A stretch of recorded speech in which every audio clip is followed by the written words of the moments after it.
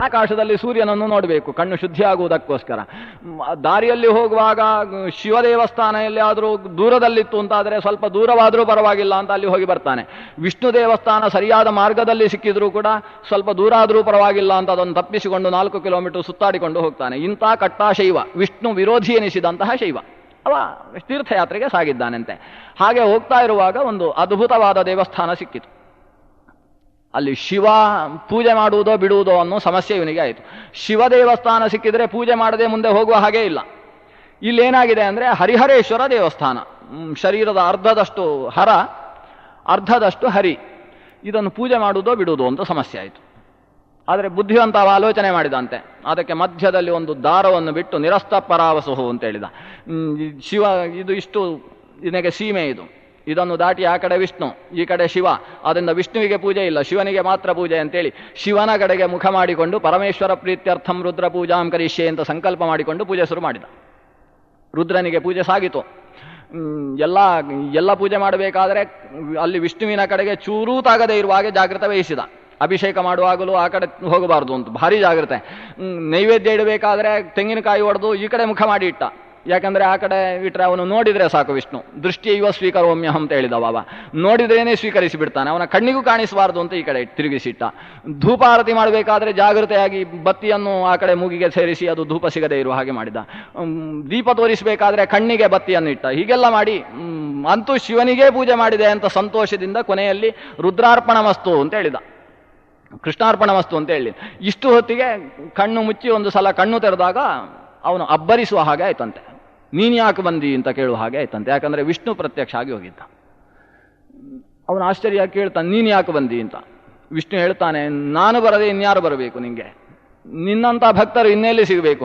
ಎಷ್ಟೋ ಜನ ಪೂಜೆ ಮಾಡ್ತಾರೆ, ಪ್ರತಿಮೆಯಲ್ಲಿ ದೇವರುಂಟು ಅಂತಲೇ ಗೊತ್ತಿಲ್ಲ ಅವರಿಗೆ. ನೀನು ಅರ್ಧ ಭಾಗದಲ್ಲಿ ನಿಶ್ಚಯವಾಗಿಯೂ ವಿಷ್ಣು ಇದ್ದಾನೆ ಅಂತ ಆಲೋಚನೆ ಮಾಡಿಕೊಂಡು ಪೂಜೆ ಮಾಡಿದೆಯಲ್ಲ, ದೇವರು ಇದ್ದೇ ಇದ್ದಾನೆ ಅಂತ ನಿಶ್ಚಯ. ಈ ನಿಶ್ಚಯ ಉಳ್ಳಂತಹ ವ್ಯಕ್ತಿಗೆ ನಾನು ಪ್ರತ್ಯಕ್ಷ ಆಗದೆ ಇನ್ಯಾರಿಗೆ ಪ್ರತ್ಯಕ್ಷ ಆಗಬೇಕು. ಮತ್ತೊಂದು ಕಾರಣ ಏನು ಅಂದರೆ, ಅವನು ಅಷ್ಟೂ ಪೂಜೆ ಮಾಡ್ತಾ ಇರುವಾಗ ಅವನಿಗೆ ರುದ್ರನ ಆಲೋಚನೆ ಇಲ್ಲ.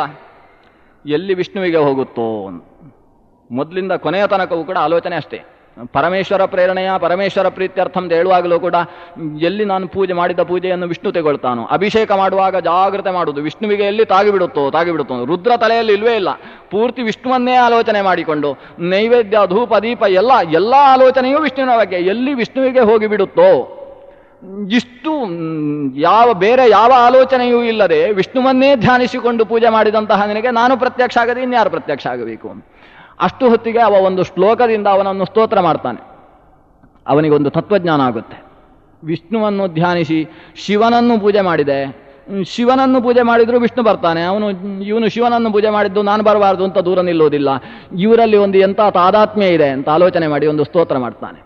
ಗವೀಶಯಾನಃ ನಗಜಾರ್ತಿ ಹಾರಿ ಕುಮಾರ ತಾತಃ ಶಶಿಖಂಡ ಮೌಲಿ ಲಂಕೇಶ ಸಂಪೂಜಿತ ಪಾದಪದ್ಮ ಪಾಯಾತ್ ಅನಾದಿಹಿ ಪರಮೇಶ್ವರೋವಹ. ಅನಾದಿಯಾದ ಪರಮೇಶ್ವರ ನಮ್ಮನ್ನು ರಕ್ಷಿಸಲಿ ಅಂತ ಹೇಳ್ತಾನೆ ಅವ. ಅನಾದಿಯಾದ ಪರಮೇಶ್ವರ ರಕ್ಷಿಸಲಿ ಎಂತವ? ಗವೀಶಯಾನ ಎಲ್ಲ ನಿಮಗೆ ಅರ್ಥ ಆಗುತ್ತೆ, ಯಾಕಂದರೆ ತುಂಬ ಉಪನ್ಯಾಸ ಕೇಳಿದವರು ನೀವೆಲ್ಲ. ಗವೀಶಯಾನ ಅಂದರೆ ಗೋ ಅಂದರೆ ಎತ್ತು, ಗವೀಶ ಅಂದರೆ ಎತ್ತಿನಲ್ಲಿ ಶ್ರೇಷ್ಠವಾಗಿರ್ತಕ್ಕಂಥದ್ದು ಅಂದರೆ ನಂದಿ. ಅದೇ ಯಾನವಾಗಿ ಉಳ್ಳವ ಅಂದರೆ ನಂದಿಯನ್ನು ವಾಹನ ಮಾಡಿಕೊಂಡವ. ನಗಜಾರ್ತಿ ಹಾರಿ, ನಗ ಅಂದರೆ ಪರ್ವತ, ನಗಜ ಅಂದರೆ ಗಿರಿಜೆಯ ದುಃಖವನ್ನು ಅಪಹರಿಸಿರ್ತಕ್ಕಂಥವ ನಗಜಾರ್ತಿ ಹಾರಿ. ಕುಮಾರನಿಗೆ ತಾತ ಸ್ಕಂದ ಪಿತೃ ಕುಮಾರ ತಾತಃ ಶಶಿಖಂಡ ಮೌಲಿಹಿ. ಶಶಿ ಅಂದರೆ ಚಂದ್ರ, ಶಶಿಖಂಡ ಅಂದರೆ ಚಂದ್ರನ ಶಕಲ, ಅದನ್ನು ಮೌಲಿಯಲ್ಲಿ ಧರಿಸಿದವ ಚಂದ್ರಶೇಖರ. ಅವನು ಲಂಕೇಶ ಸಂಪೂಜಿತ ಪಾದಪದ್ಮ, ರಾವಣ ಮೊದಲಾದವರಿಂದ ಪೂಜಿಸಲ್ಪಟ್ಟಿರತಕ್ಕಂತಹ ಪಾದಕಮಲ ಆತನದ್ದು. ರಾವಣ ಪರಮಭಕ್ತ ಈತನಿಗೆ. ಅಂತಹ ಅನಾದಿಯಾದ ಪರಮೇಶ್ವರ ನಮ್ಮನ್ನು ರಕ್ಷಿಸಲಿ. ಇಲ್ಲಿ ಅನಾದಿ ಪರಮೇಶ್ವರ ಅಂದಾಗ ಜಾಗೃತೆಯಾಗಿರಬೇಕು. ಈ ಪರಮೇಶ್ವರ ಅನಾದಿಯೋ? ಅನಾದಿ ಅಂದರೆ ಅವನು ಚತುರ್ಮುಖ ಬ್ರಹ್ಮನ ಮಗ, ನಮ್ಗೆ ಗೊತ್ತಿದೆ, ಚತುರ್ಮುಖ ವಿಷ್ಣುವಿನ ಮಗ. ಅದರಿಂದ ಅನಾದಿ ಅನ್ನುವುದಕ್ಕೆ ಅವ ಇಟ್ಟುಕೊಂಡ ಅರ್ಥ ಆದ್ಯಕ್ಷರ ರಹಿತವಾದ ಅಂತ ಅರ್ಥ. ಅಂದರೆ ಮೊದಲ ಅಕ್ಷರವನ್ನು ಬಿಟ್ಟ ಪರಮೇಶ್ವರ ರಕ್ಷಿಸಲಿ ಅಂತ. ಈಗ ಪರಮೇಶ್ವರ ಅನ್ನಲ್ಲಿ ಆದ್ಯಕ್ಷರ ಬಿಟ್ಟು ಆಲೋಚನೆ ಮಾಡಬೇಕು. ರಮೇಶ್ವರ ಅಂತ ಆಯಿತು. ರಮ ಅಂದರೆ ಲಕ್ಷ್ಮೀದೇವಿ, ರಮೇಶ್ವರ ಅಂದರೆ ರಮಾಕಾಂತ ಶ್ರೀಪತಿ. ಆ ರಮಾಕಾಂತ ನಮ್ಮನ್ನು ರಕ್ಷಿಸಲಿ ಅಂತ ಹೇಳಿದಾಗ ಆಯಿತು. ಹಿಂದಿನ ವಿಶೇಷಣ ಎಲ್ಲವೂ ಕೂಡ ಅನಾದಿ ಆಗಬೇಕೀಗ. ಅನಾದಿಯಾದ ಗವಿಶಯಾನ ಎಲ್ಲ ವಿಶೇಷಣದಲ್ಲೂ ಮೊದಲನೇ ಅಕ್ಷರ ಬಿಟ್ಟು ಆಲೋಚನೆ ಮಾಡಬೇಕು. ಅದು ವಿಷ್ಣುವಿನಲ್ಲಿ ಬಂದು ನಿಲ್ಲುತ್ತೆ. ಗವಿಶಯಾನ ಅನ್ನುವಲ್ಲಿ ಗಾತೆಗಿರಿ, ವಿಶಯಾನ ಆಯಿತು. ವಿ ಅಂದರೆ ಪಕ್ಷಿ, ವೀಷ ಅಂದರೆ ವೀಂದ್ರ, ಪಕ್ಷೀಶನಾದ ಗರುಡ. ಗರುಡನೇ ಯಾನವಾಗಿ ಉಳ್ಳವ, ವಿಷಯಾನ ಗರುಡ ವಾಹನ. ಗವೀಶಯಾನೋ ನಗಜಾರ್ತಿಹಾರಿ ಅಂತ, ಅಲ್ಲಿ ನಾ ತೆಗಿರಿ, ಗಜಾರ್ತಿಹಾರಿ ಅಂತ, ಗಜೇಂದ್ರನಿಗೆ ಮೋಕ್ಷವನ್ನು ಕೊಟ್ಟಂತಹ ದೇವ. ಕುಮಾರತಾತಃ ಅನ್ನುವಲ್ಲಿ ಕೂ ತೆಗಿಬೇಕು, ಮಾರತಾತಃ ಓ ಮನ್ಮಥನಿಗೆ ಅಪ್ಪನಾದವ. ತಾತ ಅಂದರೆ ಅಜ್ಜ ಅಲ್ಲ, ಸಂಸ್ಕೃತದಲ್ಲಿ ತಾತ ಅಂದರೆ ಅಪ್ಪ ಮಗು ಅಂತ ಈ ಅರ್ಥಗಳಿದೆ. ಅನ್ನ ಮಾರತಾತ ಅಂದರೆ ಮನ್ಮಥನಿಗೆ ಜನ್ಮವನ್ನು ಕೊಟ್ಟಂತಹ ದೇವ, ಮಾರಜನಕ. ಶಶಿಖಂಡ ಮೌಲಿಹಿ, ಅಲ್ಲಿ ಶಾ ಬಿಡಿರಿ, ಶಿಖಂಡ ಮೌಲಿಹಿ. ಶಿಖಂಡ ಅಂದರೆ ನವಿಲುಗರಿ, ಶಿಖಂಡಿ ಅಂದರೆ ನವಿಲು, ಶಿಖಂಡ ಮೌಲಿ ಅಂದರೆ ನವಿಲುಗರಿಯನ್ನು ತಲೆಯಲ್ಲಿ ಹೊತ್ತಂತಹ ಕೃಷ್ಣದೇವ. ಲಂಕೇಶ ಸಂಪೂಜಿತ ಪಾದಪದ್ಮ, ಅಲ್ಲಿ ಲಂ ಬಿಡ್ರಿ. ಕೇಶ ಸಂಪೂಜಿತ ಪಾದಪದ್ಮ. ಕಾ ಅಂದರೆ ಚತುರ್ಮುಖ ಬ್ರಹ್ಮ, ಈಶ ಅಂದರೆ ರುದ್ರದೇವ. ಕೇಶರಿಂದ, ಕೇಶವ ಅಂತ ಅವನಿಗೆ ಹೆಸರು, ಕಶ್ಚ ಈಶಶ್ಚ ಕೇಶವು ವರ್ತಯತೀತಿ ಕೇಶವ ಅಂತ. ಅದರಿಂದ ಕಾ ಮತ್ತು ಈಶ ಬ್ರಹ್ಮರುದ್ರರಿಂದ ಸಂಪೂಜಿತರಾಗಿರ್ತಕ್ಕಂತಹ ಪಾದಕಮಲವುಳ್ಳಂತಹ ದೇವ. ಅಂತಹ ಅನಾದಿ ಪರಮೇಶ್ವರ ಅವತು ಅಂತ, ಆದ್ಯಕ್ಷರ ರಹಿತವಾದ ದೇವ ನಮ್ಮನ್ನು ರಕ್ಷಿಸಲಿ ಅಂತ ಸ್ತೋತ್ರ ಮಾಡಿದ. ಒಂದೇ ಸ್ತೋತ್ರ ಒಂದು ಸ್ತರದಲ್ಲಿ ಒಂದು ಅಕ್ಷರವನ್ನು ಇಟ್ಟುಕೊಂಡ್ರೆ ಶಿವನನ್ನು ಸ್ತೋತ್ರ ಮಾಡುತ್ತೆ, ಮತ್ತೊಂದು ಅಕ್ಷರವನ್ನು ಆ ಅಕ್ಷರವನ್ನು ತ್ಯಜಿಸಿದ್ರೆ ಅದು ವಿಷ್ಣುವನ್ನು ಸ್ತೋತ್ರ ಮಾಡುತ್ತೆ. ಒಂದು ಅಕ್ಷರ ಯಾಕೆ, ಮತ್ತೊಂದು ಅಕ್ಷರ ಬಿಟ್ಟರು ಅದು ವಿಷ್ಣುವನ್ನೇ ಹೇಳೋದು, ಕೊನೆಯ ಅಕ್ಷರವನ್ನು ಉಳಿಸಿಕೊಳ್ಳುವಲ್ಲಿ ತನಕವೂ ಅದು ವಿಷ್ಣುವನ್ನೇ ಹೇಳೋದು. ರಮೇಶ್ವರ ಅನ್ನುವಲ್ಲಿ ರಾ ಬಿಟ್ರೆ ಮೇಶ್ವರ, ಮಾಧವ ಅಂತರ್ಥ, ಮಾ ಬಿಟ್ರೆ ಈಶ್ವರ ಈಶೇಶ್ವರ ಅಂತ, ಈ ಬಿಟ್ಟರು ಶ್ವರ ರವತೆ ಇತಿ ಶ್ವರ ಅಂತ, ಶಕಾರ ಬಿಟ್ಟರು ವರ ಅಂದರೆ ಸರ್ವಶ್ರೇಷ್ಠ, ವಾ ಬಿಟ್ಟು ರಮತೆ ಇತಿ ರಹ, ರು ಬಿಟ್ಟರು ಐ ಇತಿ ಬ್ರಹ್ಮ. ಒಟ್ಟಿನಲ್ಲಿ ಸರ್ವಶಬ್ದ ವಾಚ್ಯನಾದವ ಎಲ್ಲ ಶಬ್ದಗಳಿಂದಲೂ ವಾಚ್ಯನಾಗ್ತಾನೆ. ಆದ್ದರಿಂದ ಬ್ರಹ್ಮಾಂಡ ಪುರಾಣ ಸಮಸ್ಯೆ ಇಲ್ಲ ನಮಗೆ. ಅದು ಏನೇ ಹೇಳಿದರೂ, ಯಾವ ಶಬ್ದ ಹೇಳಿದರೂ ಕೂಡ ಅದು ಒಂದು ಸರ್ವ ಉತ್ಕೃಷ್ಟ ಶಕ್ತಿಯಲ್ಲಿ ಬಂದು ನಿಂತು ಬಿಡುತ್ತೆ. ಆದ್ದರಿಂದ ಅದು ರುದ್ರನನ್ನು ಮೇಲ್ನೋಟಕ್ಕೆ ಹೇಳಿದ ಹಾಗೆ ಅನಿಸಬಹುದು, ಮೇಲ್ನೋಟಕ್ಕೆ ಬ್ರಹ್ಮನನ್ನು ಹೇಳಿದ ಹಾಗೆ ಅನಿಸಬಹುದು.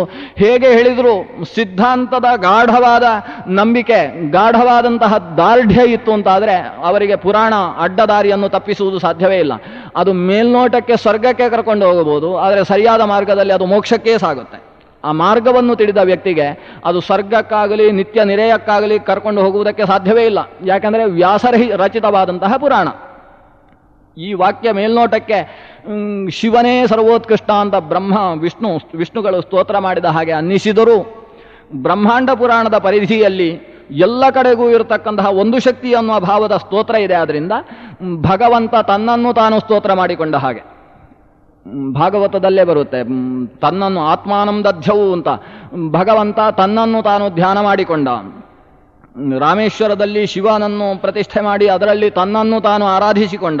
ನರನಾರಾಯಣ ಸ್ವರೂಪದಲ್ಲಿ ತನ್ನನ್ನು ತಾನು ತಪಸ್ಸು ಮಾಡಿಕೊಂಡ ಅಂತ. ಹೀಗೆ ಭಗವಂತ ತನ್ನನ್ನು ತಾನು ಸ್ತೋತ್ರ ಮಾಡಿಕೊಳ್ತಾನೆ. ಹಾಗೆ ಇಲ್ಲಿ ರುದ್ರ ಅನ್ನುವ ಅಧಿಷ್ಠಾನದಲ್ಲಿ ತನ್ನ ಸ್ವರೂಪವನ್ನು ತಾನು ಸ್ತೋತ್ರ ಮಾಡ್ತಾನೆ ಅಷ್ಟೇ. ಆದ್ದರಿಂದ ಇದನ್ನು ದಾರಿ ತಪ್ಪಿಸುವ ನಿಟ್ಟಿನಿಂದ ನಾವು ಅಧ್ಯಯನ ಮಾಡಬಾರ್ದು. ಇನ್ನು ಈ ಕಥೆ ಮುಗಿದ ಮೇಲೆ ಇನ್ನೊಂದು ಕಥೆ ಇದೆ. ಆ ಕಥೆಯನ್ನು ಹೇಳಿ ಇವತ್ತು ನಿಲ್ಲಿಸೋಣ. ಇದು ಸ್ವಲ್ಪ ಅದ್ಭುತವಾದ ಕಥೆ. ಇದಾದ ಮೇಲೆ ಮತ್ತೊಂದು ಕಥೆ ಇದೆ, ಆಮೇಲೆ ಸ್ವಲ್ಪ ನಾವು ಫ್ರೀ ಆಗ್ತೇವೆ, ಮತ್ತೆ ಸ್ವಲ್ಪ ಬೇರೆ ಕಥೆಗಳು ಬರ್ತವೆ. ಇಲ್ಲಿ ಈ ಒಂದು 3 ಅಧ್ಯಾಯಗಳು ಇದೇ ರೀತಿಯ ಅಧ್ಯಾಯಗಳಿದ್ದಾವೆ. ಇಲ್ಲಿ ಮತ್ತೆ ಬರುವ ವಿಷಯ ಏನು ಅಂದರೆ, ಈ ರುದ್ರನ ಭಸ್ಮದ ಮಹಿಮೆಯನ್ನು ನಿರೂಪಣೆ ಮಾಡತಕ್ಕಂಥ ಒಂದು ವಿಶಿಷ್ಟವಾದ ಕಥೆ. ಹಿಮಾಲಯದಲ್ಲಿ ದೇವದಾರುವನ ಅಂತ ಒಂದು ಜಾಗ ಇದೆ. ಅಲ್ಲಿ ದೇವದಾರುಗಳು ವಿಶೇಷವಾಗಿ ಬೆಳೆದಂತಹ ಜಾಗ. ಬಹಳ ಖ್ಯಾತಿವೆತ್ತ ಮಹರ್ಷಿಗಳು ಅಲ್ಲಿ ತಪಸ್ಸು ಮಾಡ್ತಾ ಇದ್ದಾರೆ. ಒಬ್ಬೊಬ್ಬರ ತಪಸ್ಸು ಒಂದೊಂದು ರೀತಿ. ಬಹವೋ ಮುನಯಸ್ತತ್ರ ತಪಸ್ಯಂತೋ ಮುನಿವ್ರತಾಃ ಶೈವಾಲ ಭೋಜನಾ ಕೇಚಿದಂತರ್ಜಲೇಶಯಾ ಅಂತ. ಕೆಲವರು ಬರೀ ಪಾಚಿಯನ್ನು ತಿಂದುಕೊಂಡು ತಪಸ್ಸು ಮಾಡುವವರು.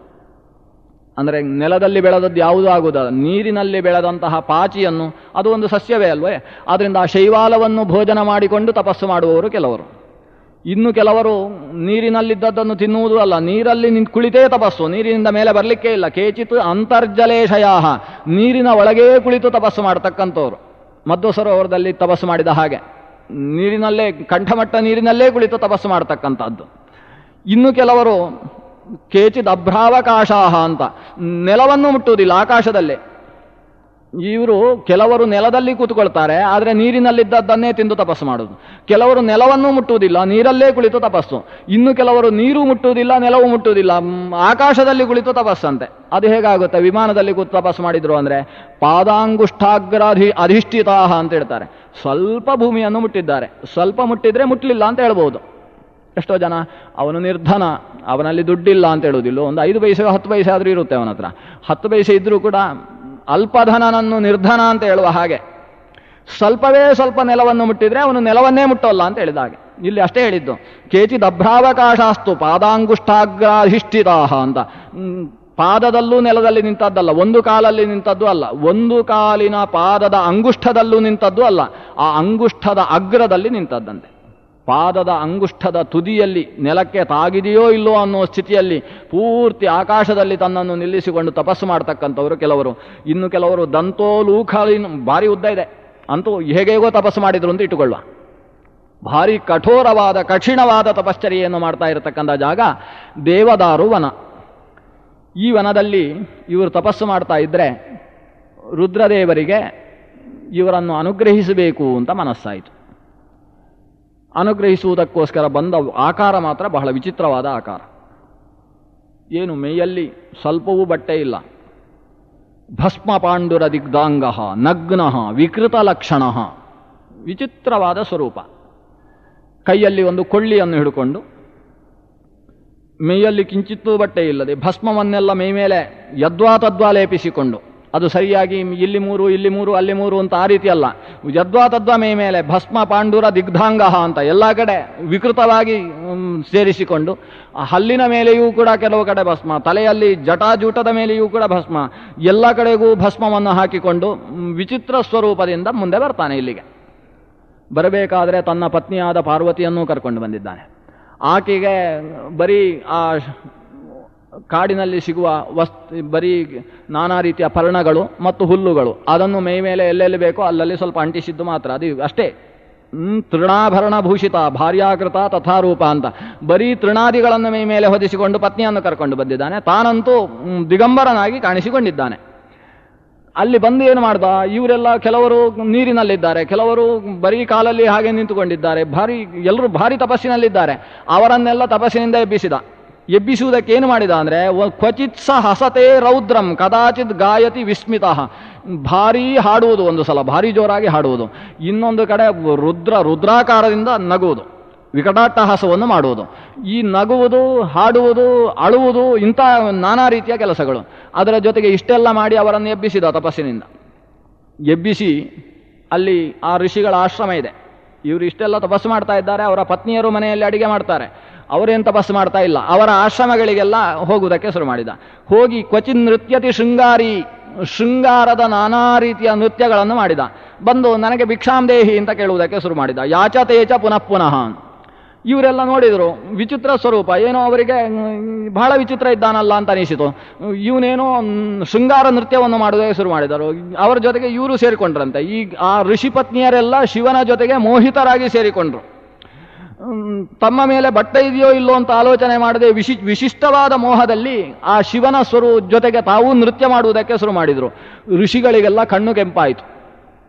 ಏನು, ನಾವು ಇಷ್ಟು ಚೆನ್ನಾಗಿ ತಪಸ್ಸು ಮಾಡ್ತಾ ಇರುವಾಗ ಇಂತಹ ಪರಿಶುದ್ಧ ಜಾಗದಲ್ಲಿ ಮೈ ಮೇಲೆ ಬಟ್ಟೆ ಹಾಕಿಕೊಳ್ಳದೆ ನಮ್ಮ ಪತ್ನಿಯರು, ನಮ್ಮ ಸೊಸೆಯರು, ನಮ್ಮ ಚಿಕ್ಕ ಹುಡುಗಿಯರು, ಇವರ ಮಧ್ಯದಲ್ಲೆಲ್ಲ ಈ ವಿಚಿತ್ರ ಸಂಕೇತಗಳನ್ನು ಮಾಡಿಕೊಂಡು, ಶೃಂಗಾರ ಸಂಕೇತಗಳನ್ನು ಮಾಡಿಕೊಂಡು ಯಾವುದೋ ವ್ಯಕ್ತಿ ಬಂದಿದ್ದಾನಲ್ಲ ಅಂತ ಬಹಳ ಸಿಟ್ಟು ಮಾಡಿಕೊಂಡು ಶಾಪ ಕೊಡುವುದಕ್ಕೆ ಶುರು ಮಾಡಿದರು.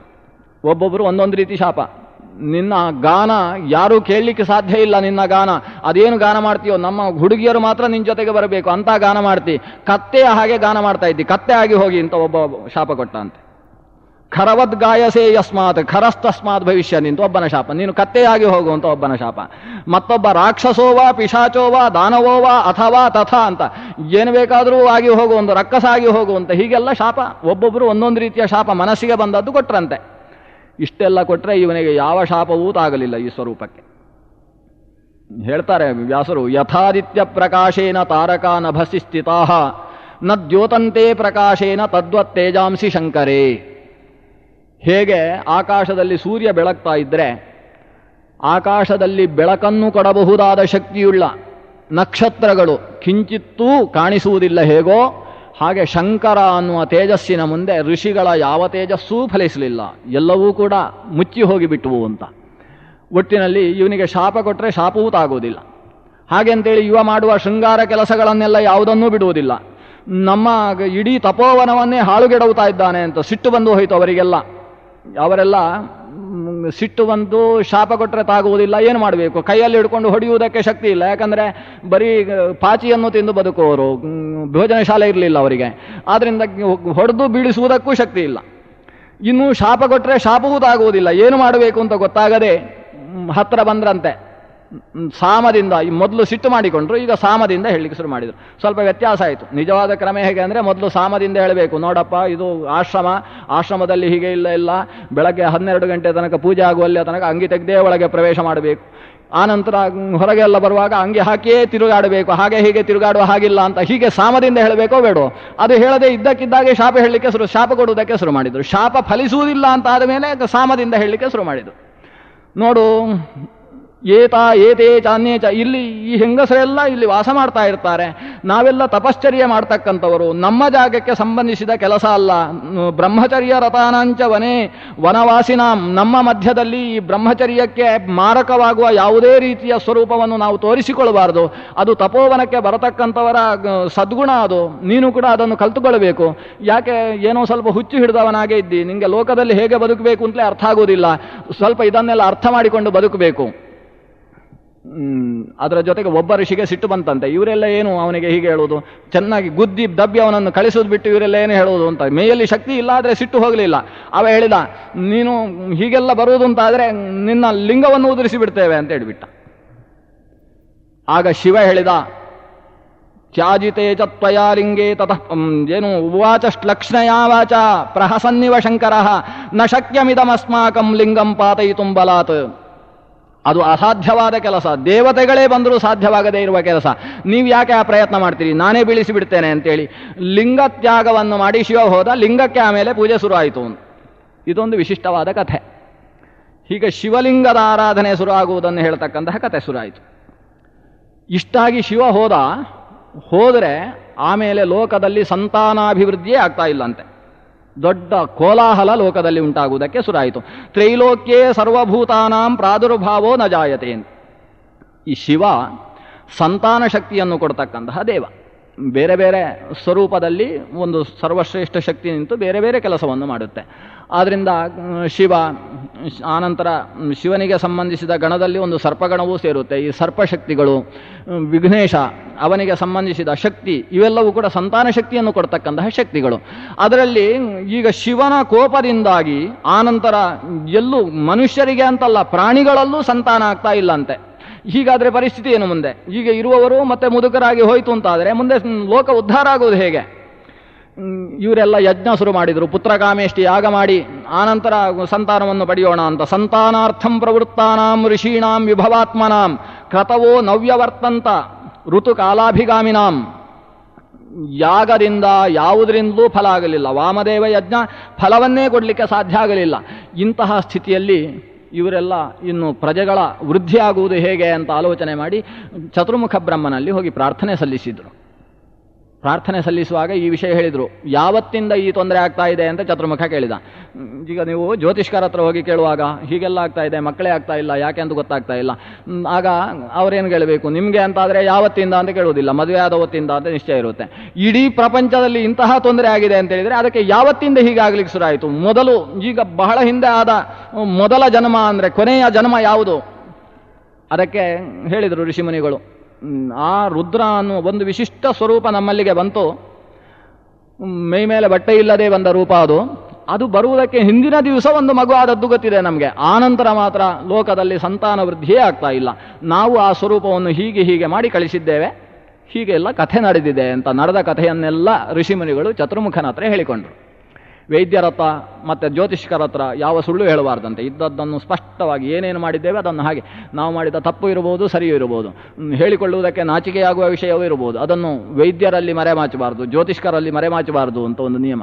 ಅದಕ್ಕೆ ಅನುಗುಣವಾಗಿ ಈಗ ಮುಂದಕ್ಕೆ ಏನಾಗಬೇಕು ಅಂತ ನಿರೂಪಿಸಬೇಕಾದ ದೇವ ಚತುರ್ಮುಖ ಎಲ್ಲವನ್ನು ಯಾಥಾತಥ್ಯವಾಗಿ ಅದೇ ರೀತಿಯಲ್ಲಿ ನಿರೂಪಿಸಿದರು. ಚತುರ್ಮುಖ ಬ್ರಹ್ಮ ಹೇಳಿದ, ನೀವೊಂದು ಅನರ್ಥ ಮಾಡಿಕೊಂಡಿದ್ದೀರಿ. ಆ ಬಂದ ವ್ಯಕ್ತಿ ಸಾಕ್ಷಾತ್ ರುದ್ರದೇವ ಇದ್ದಾನೆ, ನೀವು ಅದನ್ನು ಅರ್ಥ ಮಾಡಿಕೊಳ್ಳಿಲ್ಲ. ಯಾವುದೋ ಹುಚ್ಚ ಬಂದಿದ್ದಾನೆ ಅಂದ್ಕೊಂಡು ಬಿಟ್ರಿ. ನೀವಿನ್ನೂ ತಪಸ್ಸಿನಲ್ಲಿ ಎತ್ತರಕ್ಕೆ ಏರುವವರು, ಏರಲಿಲ್ಲ. ಆದ್ದರಿಂದ ಮೇಯ ಮೇಲೆ ಇರುವ ಬಟ್ಟೆಗೂ ಬಟ್ಟೆ ಇಲ್ಲದೇ ಇರುವಿಕೆಗೂ ವ್ಯತ್ಯಾಸ ನಿಮಗೆ ಇವತ್ತು ಭಾರಿ ವ್ಯತ್ಯಾಸ ತಿಳ್ಕೊಂಡಿದ್ದೀರಿ. ನಿಜವಾಗಿ ಅದಕ್ಕೆ ಏನೂ ವ್ಯತ್ಯಾಸ ಇಲ್ಲ. ಪರಮ ವೈರಾಗ್ಯ ಸ್ವರೂಪಿಯಾದ ಚತುರ್ಮುಖ ರುದ್ರದೇವ ಅವನು ನಿಮ್ಮ ಈ ಅಜ್ಞಾನದಿಂದಾಗಿ ಅಪಮಾನಿತನಾಗಿದ್ದಾನೆ. ಅವನು ಮತ್ತೆ ಸಂತುಷ್ಟನಾಗುವಲ್ಲಿಯ ತನಕ ಲೋಕದಲ್ಲಿ ಮತ್ತೆ ಪ್ರಜೋತ್ಪತ್ತಿ ಆಗುವುದು ಸಾಧ್ಯ ಇಲ್ಲ. ಇವರೆಲ್ಲ ನಾವು ಅವನನ್ನು ಸಂತೋಷಗೊಳಿಸುವ ಬಗೆ ಹೇಗೆ? ಅದಕ್ಕೆ ಚತುರ್ಮುಖ ರುದ್ರನನ್ನು ಆರಾಧನೆ ಮಾಡುವ ಕ್ರಮವನ್ನು ತಿಳಿಸ್ತಾನೆ. ಅದಕ್ಕೆ ಅನುಗುಣವಾಗಿ ಇವರು ಅದೇ ದಾರುವನಕ್ಕೆ ಬರ್ತಾರೆ. ದೇವದಾರುವನದಲ್ಲಿ ಬಂದು ಕುಳಿತು ರುದ್ರನನ್ನು ನಾನಾ ಸ್ತೋತ್ರಗಳಿಂದ ಪ್ರಸನ್ನೀಕರಿಸ್ತಾರೆ. ರುದ್ರ ಪ್ರಸನ್ನನಾಗ್ತಾನೆ. ಪ್ರಸನ್ನನಾಗಿ ಬಂದು ಇವರು ಕ್ಷಮೆಯನ್ನು ಕೇಳಿಕೊಳ್ತಾರೆ. ಎಲ್ಲ ಪ್ರಣಾಮಾಂತಂ ಸತಾಂ ಕೋಪಃ ಅಂತ ಒಂದು ಗಾದೆ ಇದೆ. ಸಜ್ಜನರಿಗೆ ಕೋಪ ಎಲ್ಲಿಯ ತನಕ ಅಂದರೆ ನಮಸ್ಕಾರ ಮಾಡುವಲ್ಲಿಯ ತನಕ ಕೋಪ. ಮೈಗೆ ಒಂದು ಹೊಡೆದ್ರೂ ಸರಿಯೇ, ಕೋಪ ಬಂದಿರುತ್ತೆ. ಕಾಲಿಗೆ ಬಿದ್ದರೆ ಅಯ್ಯೋ ತಪ್ಪಾಯಿತು, ನಾನು ಅವರು ಅಂತ ತಿಳ್ಕೊಂಡು ಹೊಡೆದೆ ಅಂತ ಹೇಳಿದರೆ ಹೌದಾ ಅಂತ ಒಪ್ಪಿಕೊಂಡು ಹೋಗಿಬಿಡ್ತಾರೆ. ಸಜ್ಜನರ ಕೋಪ ಹೆಚ್ಚು ಹೊತ್ತು ಇರುವುದಿಲ್ಲ, ಅದು ನಮಸ್ಕಾರ ಮಾಡುವಲ್ಲಿಯ ತನಕ. ರುದ್ರ ತೃಪ್ತನಾಗ್ತಾನೆ. ಏನು ಬೇಕು ಕೇಳಿ ಅಂತ ಕೇಳ್ತಾರೆ. ಅದಕ್ಕೆ ಆಗಿರುವ ತೊಂದರೆಯನ್ನು ಅನರ್ಥವನ್ನು ಪರಿಹರಿಸಬೇಕು. ಅದು ನಾನು ಸಂತೃಪ್ತನಾದಾಗಿಯೇ ಆ ಅನರ್ಥ ಪರಿಹಾರ ಆಗಿ ಹೋಗಿದೆ ಅಂತ ರುದ್ರ ಹೇಳ್ತಾನೆ. ಸರಿ, ನೀವು ಬೇರೆಯವರ ಕೇಳಿ, ಅದು ನನ್ನ ಕೋಪದಿಂದ ಆದಂತಹ ಪರಿಣಾಮ. ನಾನು ಸಂತುಷ್ಟನಾದ್ದರಿಂದ ಪ್ರಜೋತ್ಪತ್ತಿ ಆಗದೇ ಇರತಕ್ಕಂತಹ ವಿಷಯ ಅದು ಕಳೆದಾಗಿದೆ, ಬೇರೇನು ಬರಬೇಕು ಕೇಳಿ. ಹಾಗೆ ಇವರು ನಮ್ಮ ಸಂಶಯವನ್ನು ಪರಿಹರಿಸಬೇಕು ಅಂತ ಒಂದೆರಡು ಸಂಶಯವನ್ನು ಕೇಳ್ತಾರೆ. ಬೇರೆಯವರ ಏನು ಬೇಡ, ಸಂಶಯ ಇದೆ. ಏನು? ಭಸ್ಮಸ್ನಾನಂಚ ನಗ್ನತ್ವಂ ವಾಮತ್ವಂ ಪ್ರತಿಲೋಮತ ಸೇವ್ಯಾ ಸೇವ್ಯತ್ವಂ ವಿಭೋ ಏತದಿಚ್ಛಾಮವೇದಿತುಂ. ಮೈ ಮೇಲೆ ಭಸ್ಮ ಬೆಳೆದುಕೊಳ್ಳತಕ್ಕಂಥದ್ದು, ಭಸ್ಮದಲ್ಲಿ ಸ್ನಾನ ಮಾಡುವಂಥದ್ದು, ಭಸ್ಮದಿಂದ ಪಾತ್ರೆ ತೊಳೆಯುವಂಥದ್ದು, ಮೈ ತೊಳೆಯುವಂಥದ್ದು, ಇದರ ಬಗ್ಗೆ ಇದು ಸೇವಿಸಲ್ಪಡಬೇಕಾದ ವಿಷಯವೋ ಅಥವಾ ಬಿಡಬೇಕಾದ ವಿಷಯವೋ? ಹಾಗೆ ನಗ್ನತ್ವಂ, ಬಟ್ಟೆ ಇಲ್ಲದೆ ಹೀಗೆಲ್ಲ ತಿರುಗಾಡುವುದು, ಇದನ್ನು ಈ ವಾಮಾಚಾರವನ್ನು ನಾವು ಅನುಸರಿಸಬೇಕೋ ಅಥವಾ ಅದು ನಿನಗೆ ಮಾತ್ರ ಬಿಟ್ಟದ್ದು, ನಾವು ಸುಮ್ಮನೆ ನಿನ್ನನ್ನು ಪೂಜೆ ಮಾಡುವುದಕ್ಕೆ ಮಾತ್ರ ಅಂತ ಬಿಡಬೇಕು? ಇದೆಲ್ಲ ನೀನು ಮಾಡುವುದನ್ನು ನಾವು ಅನುಸರಿಸಬೇಕೋ ಅಥವಾ ನೀನೇ ಇಟ್ಟರೆ ಸಾಕು ಅಂತ ಪ್ರಧಾನವಾದ ಎರಡು ಪ್ರಶ್ನೆಗಳು. ಭಸ್ಮಸ್ನಾನ, ನಗ್ನತ್ವ, ಇದು ಅನುಸರಣೀಯವೋ ಅಥವಾ ನಿನಗೆ ಮಾತ್ರ ಸಂಬಂಧಿಸಿದ್ದೋ, ಇದರ ಬಗ್ಗೆ ವಿವರಣೆ ಕೊಡಬೇಕು. ಆಗ ರುದ್ರದೇವ ಭಸ್ಮದ ಮಹಿಮೆಯನ್ನು ಹೇಳುವುದಕ್ಕೆ ಶುರು ಮಾಡ್ತಾನೆ. ಅಗ್ನಿಯಿಂದ ಹುಟ್ಟಿದ್ದು ಭಸ್ಮ ನಮಗೆ ಗೊತ್ತಿರುವಂಥದ್ದೇ, ಆದರೆ ಅವು ನೆನಪಿಸಿದ್ದು ಅಂತ ತಿಳ್ಕೊಳ್ಳಿ. ಭಸ್ಮ ಯಾವುದರಿಂದ ಹುಟ್ಟುತ್ತೆ? ಅಗ್ನಿಯಿಂದ ಹುಟ್ಟುತ್ತೆ. ಅಗ್ನಿ, ಅದಕ್ಕೆ ಪಾವಕ ಅಂತ ಹೆಸರು. ಎಲ್ಲವನ್ನೂ ಪವಿತ್ರೀಕರಿಸತಕ್ಕಂಥದ್ದು ಅಗ್ನಿ. ಸಾಮಾನ್ಯವಾಗಿ ಉಳಿದ ವಸ್ತು ಮತ್ತೊಂದರ ಸಂಸ್ಪರ್ಶದಿಂದ ತಾನು ಅಶುದ್ಧವಾಗಬಹುದು. ಶುದ್ಧವಾದದ್ದು ಕೂಡ ಅಶುದ್ಧದ ಸಂಪರ್ಕದಿಂದ ಅಶುದ್ಧವಾಗತಕ್ಕಂಥದ್ದಿದೆ. ಭೂಮಿ, ನೀರು, ಬೆಂಕಿಗಳಲ್ಲಿ ಬೆಂಕಿ ಪರಮಶುದ್ಧ, ಅದಕ್ಕೆ ಅಶುದ್ಧದ ಸಂಪರ್ಕದಿಂದ ಅದು ಅಶುದ್ಧ ಆಗುವುದು ಅಂತಿಲ್ಲ. ನಾವು ಸ್ನಾನ ಮಾಡಿ ಪರಮಶುದ್ಧದಿಂದ ದೇವರ ಹತ್ರ ಬರುವಾಗ ಯಾರಾದರೂ ಮುಟ್ಟಿದರೆ, ಓ ಅವನು ಸ್ನಾನ ಮಾಡದೇ ಇದ್ದವ ಮುಟ್ಟಿದ ನನ್ನನ್ನು ಅಂತ ನಾನು ಅಶುದ್ಧ ಆಗಿಬಿಡ್ತೇನೆ. ಮತ್ತೆ ಸ್ನಾನ ಮಾಡುವ ಪ್ರಸಂಗ ಬರುತ್ತೆ. ಅದು ಬಿಟ್ಟು ನಾನು ಶುದ್ಧ ಆಗಿದ್ದೆ, ನನ್ನನ್ನು ಅವ ಮುಟ್ಟಿದ್ರಿಂದ ಅವ ಶುದ್ಧ ಆಗುವುದು ಅಂತ ಈ ಕ್ರಮ ಇಲ್ಲ. ಅವ ಅಶುದ್ಧ ಆದದ್ರಿಂದ ನಾವು ಅಶುದ್ಧ ಆಗುವುದೇ ಹೊರತು ನಾವು ಶುದ್ಧ ಆದದ್ರಿಂದ ಮುಟ್ಟಿದವನು ಶುದ್ಧ ಆಗುವುದು ಅನ್ನುವ ಕ್ರಮ ಇಲ್ಲ. ಆದರೆ ಬೆಂಕಿಯಲ್ಲಿ ಆ ಕ್ರಮ ಇದೆ. ನಾವು ಬೆಂಕಿ ಆಗುವುದಕ್ಕೆ ಪ್ರಯತ್ನಿಸಬೇಕಂತೆ. ಅಗ್ನಿರ್ವೇಯಿ ಮಾಣವಕಃ ಅಂತ ಉಪನಯನದಲ್ಲಿ ಮಾಣಿಯನ್ನು ಅಗ್ನಿಸ್ವರೂಪದಲ್ಲಿ ನಿಂತು ಪುರೋಹಿತರು ಮತ್ತು ಅಗ್ನಿಯ ಮಧ್ಯದಲ್ಲಿ ಪ್ರವೇಶ ಮಾಡ್ತಕ್ಕಂಥ ಒಂದು ಅಗ್ನಿಸ್ವರೂಪತ್ವವನ್ನು ಅವನಿಗೆ ಪರಿಕಲ್ಪನೆ ಮಾಡ್ತಾರೆ ಉಪನಯನದಲ್ಲಿ. ಆ ರೀತಿ ಅಗ್ನಿಸ್ವರೂಪ ಅಗ್ನಿ ಅದು ಮತ್ತೊಂದು ಅಶುಚಿಯಾದದ್ದರ ಸ್ಪರ್ಶದಿಂದ ತಾನು ಅಶುಚಿಯಾಗುವುದಿಲ್ಲ. ಅಶುಚಿಯನ್ನು ತಾನು ಶುದ್ಧ ಮಾಡಿಕೊಡ್ತಕ್ಕಂಥದ್ದು. ಅದರಲ್ಲಿ ಅಮೇಧ್ಯ ಸ್ಪರ್ಶವಾಯಿತು ಅಂತಾದರೂ ಅಮೇಧ್ಯವೇ ಭಸ್ಮವಾಗಿ ಆ ಭಸ್ಮ ಧಾರ್ಯವಾಗುತ್ತೆ. ಸ್ಮಶಾನ ಭಸ್ಮಕ್ಕೂ ಮನೆಯ ಒಲೆಯ ಭಸ್ಮಕ್ಕೂ ಯಾವ ವ್ಯತ್ಯಾಸವೂ ಇಲ್ಲ ಅಂತ ಹೇಳ್ತಾನೆ ರುದ್ರ. ಸ್ಮಶಾನದ್ದು ಅದು ಕೂಡ ಪಂಚಭೂತಗಳ ಭಸ್ಮ.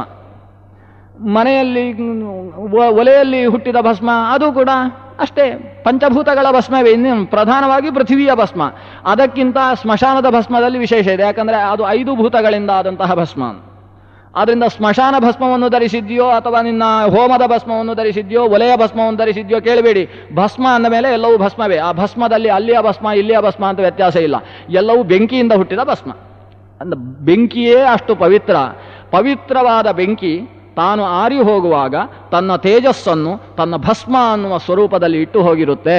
ಆದ್ದರಿಂದ ಭಸ್ಮಕ್ಕೆ ಪರಮ ಮಹತ್ವ ಇದೆ ಅಂತ ಭಸ್ಮದ ಮಹತ್ವವನ್ನು ನಿರೂಪಿಸ್ತಾನೆ. ಆಮೇಲೆ ಆ ಭಸ್ಮದ ಮಹತ್ವ ಇದೆ ಅನ್ನೋದು ಎಲ್ಲರಿಗೂ ಅನುಭವ ಸಿದ್ಧ. ಯಾಕಂದರೆ ಯಾರ ಮನೆಯಲ್ಲಿ ಆದರೂ ಪಿಶಾಚಿಯೋ ಪ್ರೇತವೋ ಉಪಟಳ ಮಾಡುವುದಕ್ಕೆ ಶುರು ಮಾಡಿತು ಅಂತಾದರೆ ಆಗ ಭಸ್ಮವನ್ನು ಗೃಹಕ್ಕೆ ಸುತ್ತ ಪ್ರೋಕ್ಷಣೆ ಮಾಡಿತು ಅಂದರೆ ಪಿಶಾಚಿ ದೂರ ಹೋಗುತ್ತೆ. ಆದ್ದರಿಂದ ಪ್ರೇತಾಧಿಪನಾದಂತಹ ನಾನು ನನ್ನ ಮೈ ಮೇಲೆ ಧಾರಿಸಿದಂತಹ ಭಸ್ಮಕ್ಕೆ ಸದೃಶವಾದ ಯಾವುದೇ ಭಸ್ಮವನ್ನು ಗೃಹದ ಸುತ್ತ ಸಿಂಪಡಿಸಿತು ಅಂತಾದರೆ ಭೂತಪ್ರೇತಾದಿಗಳು ಹೋಗ್ತಾವೆ ಅಂದ ಮೇಲೆ ಭಸ್ಮಕ್ಕೆ ಅಂತಹ ಮಹತ್ವ ಇದೆ.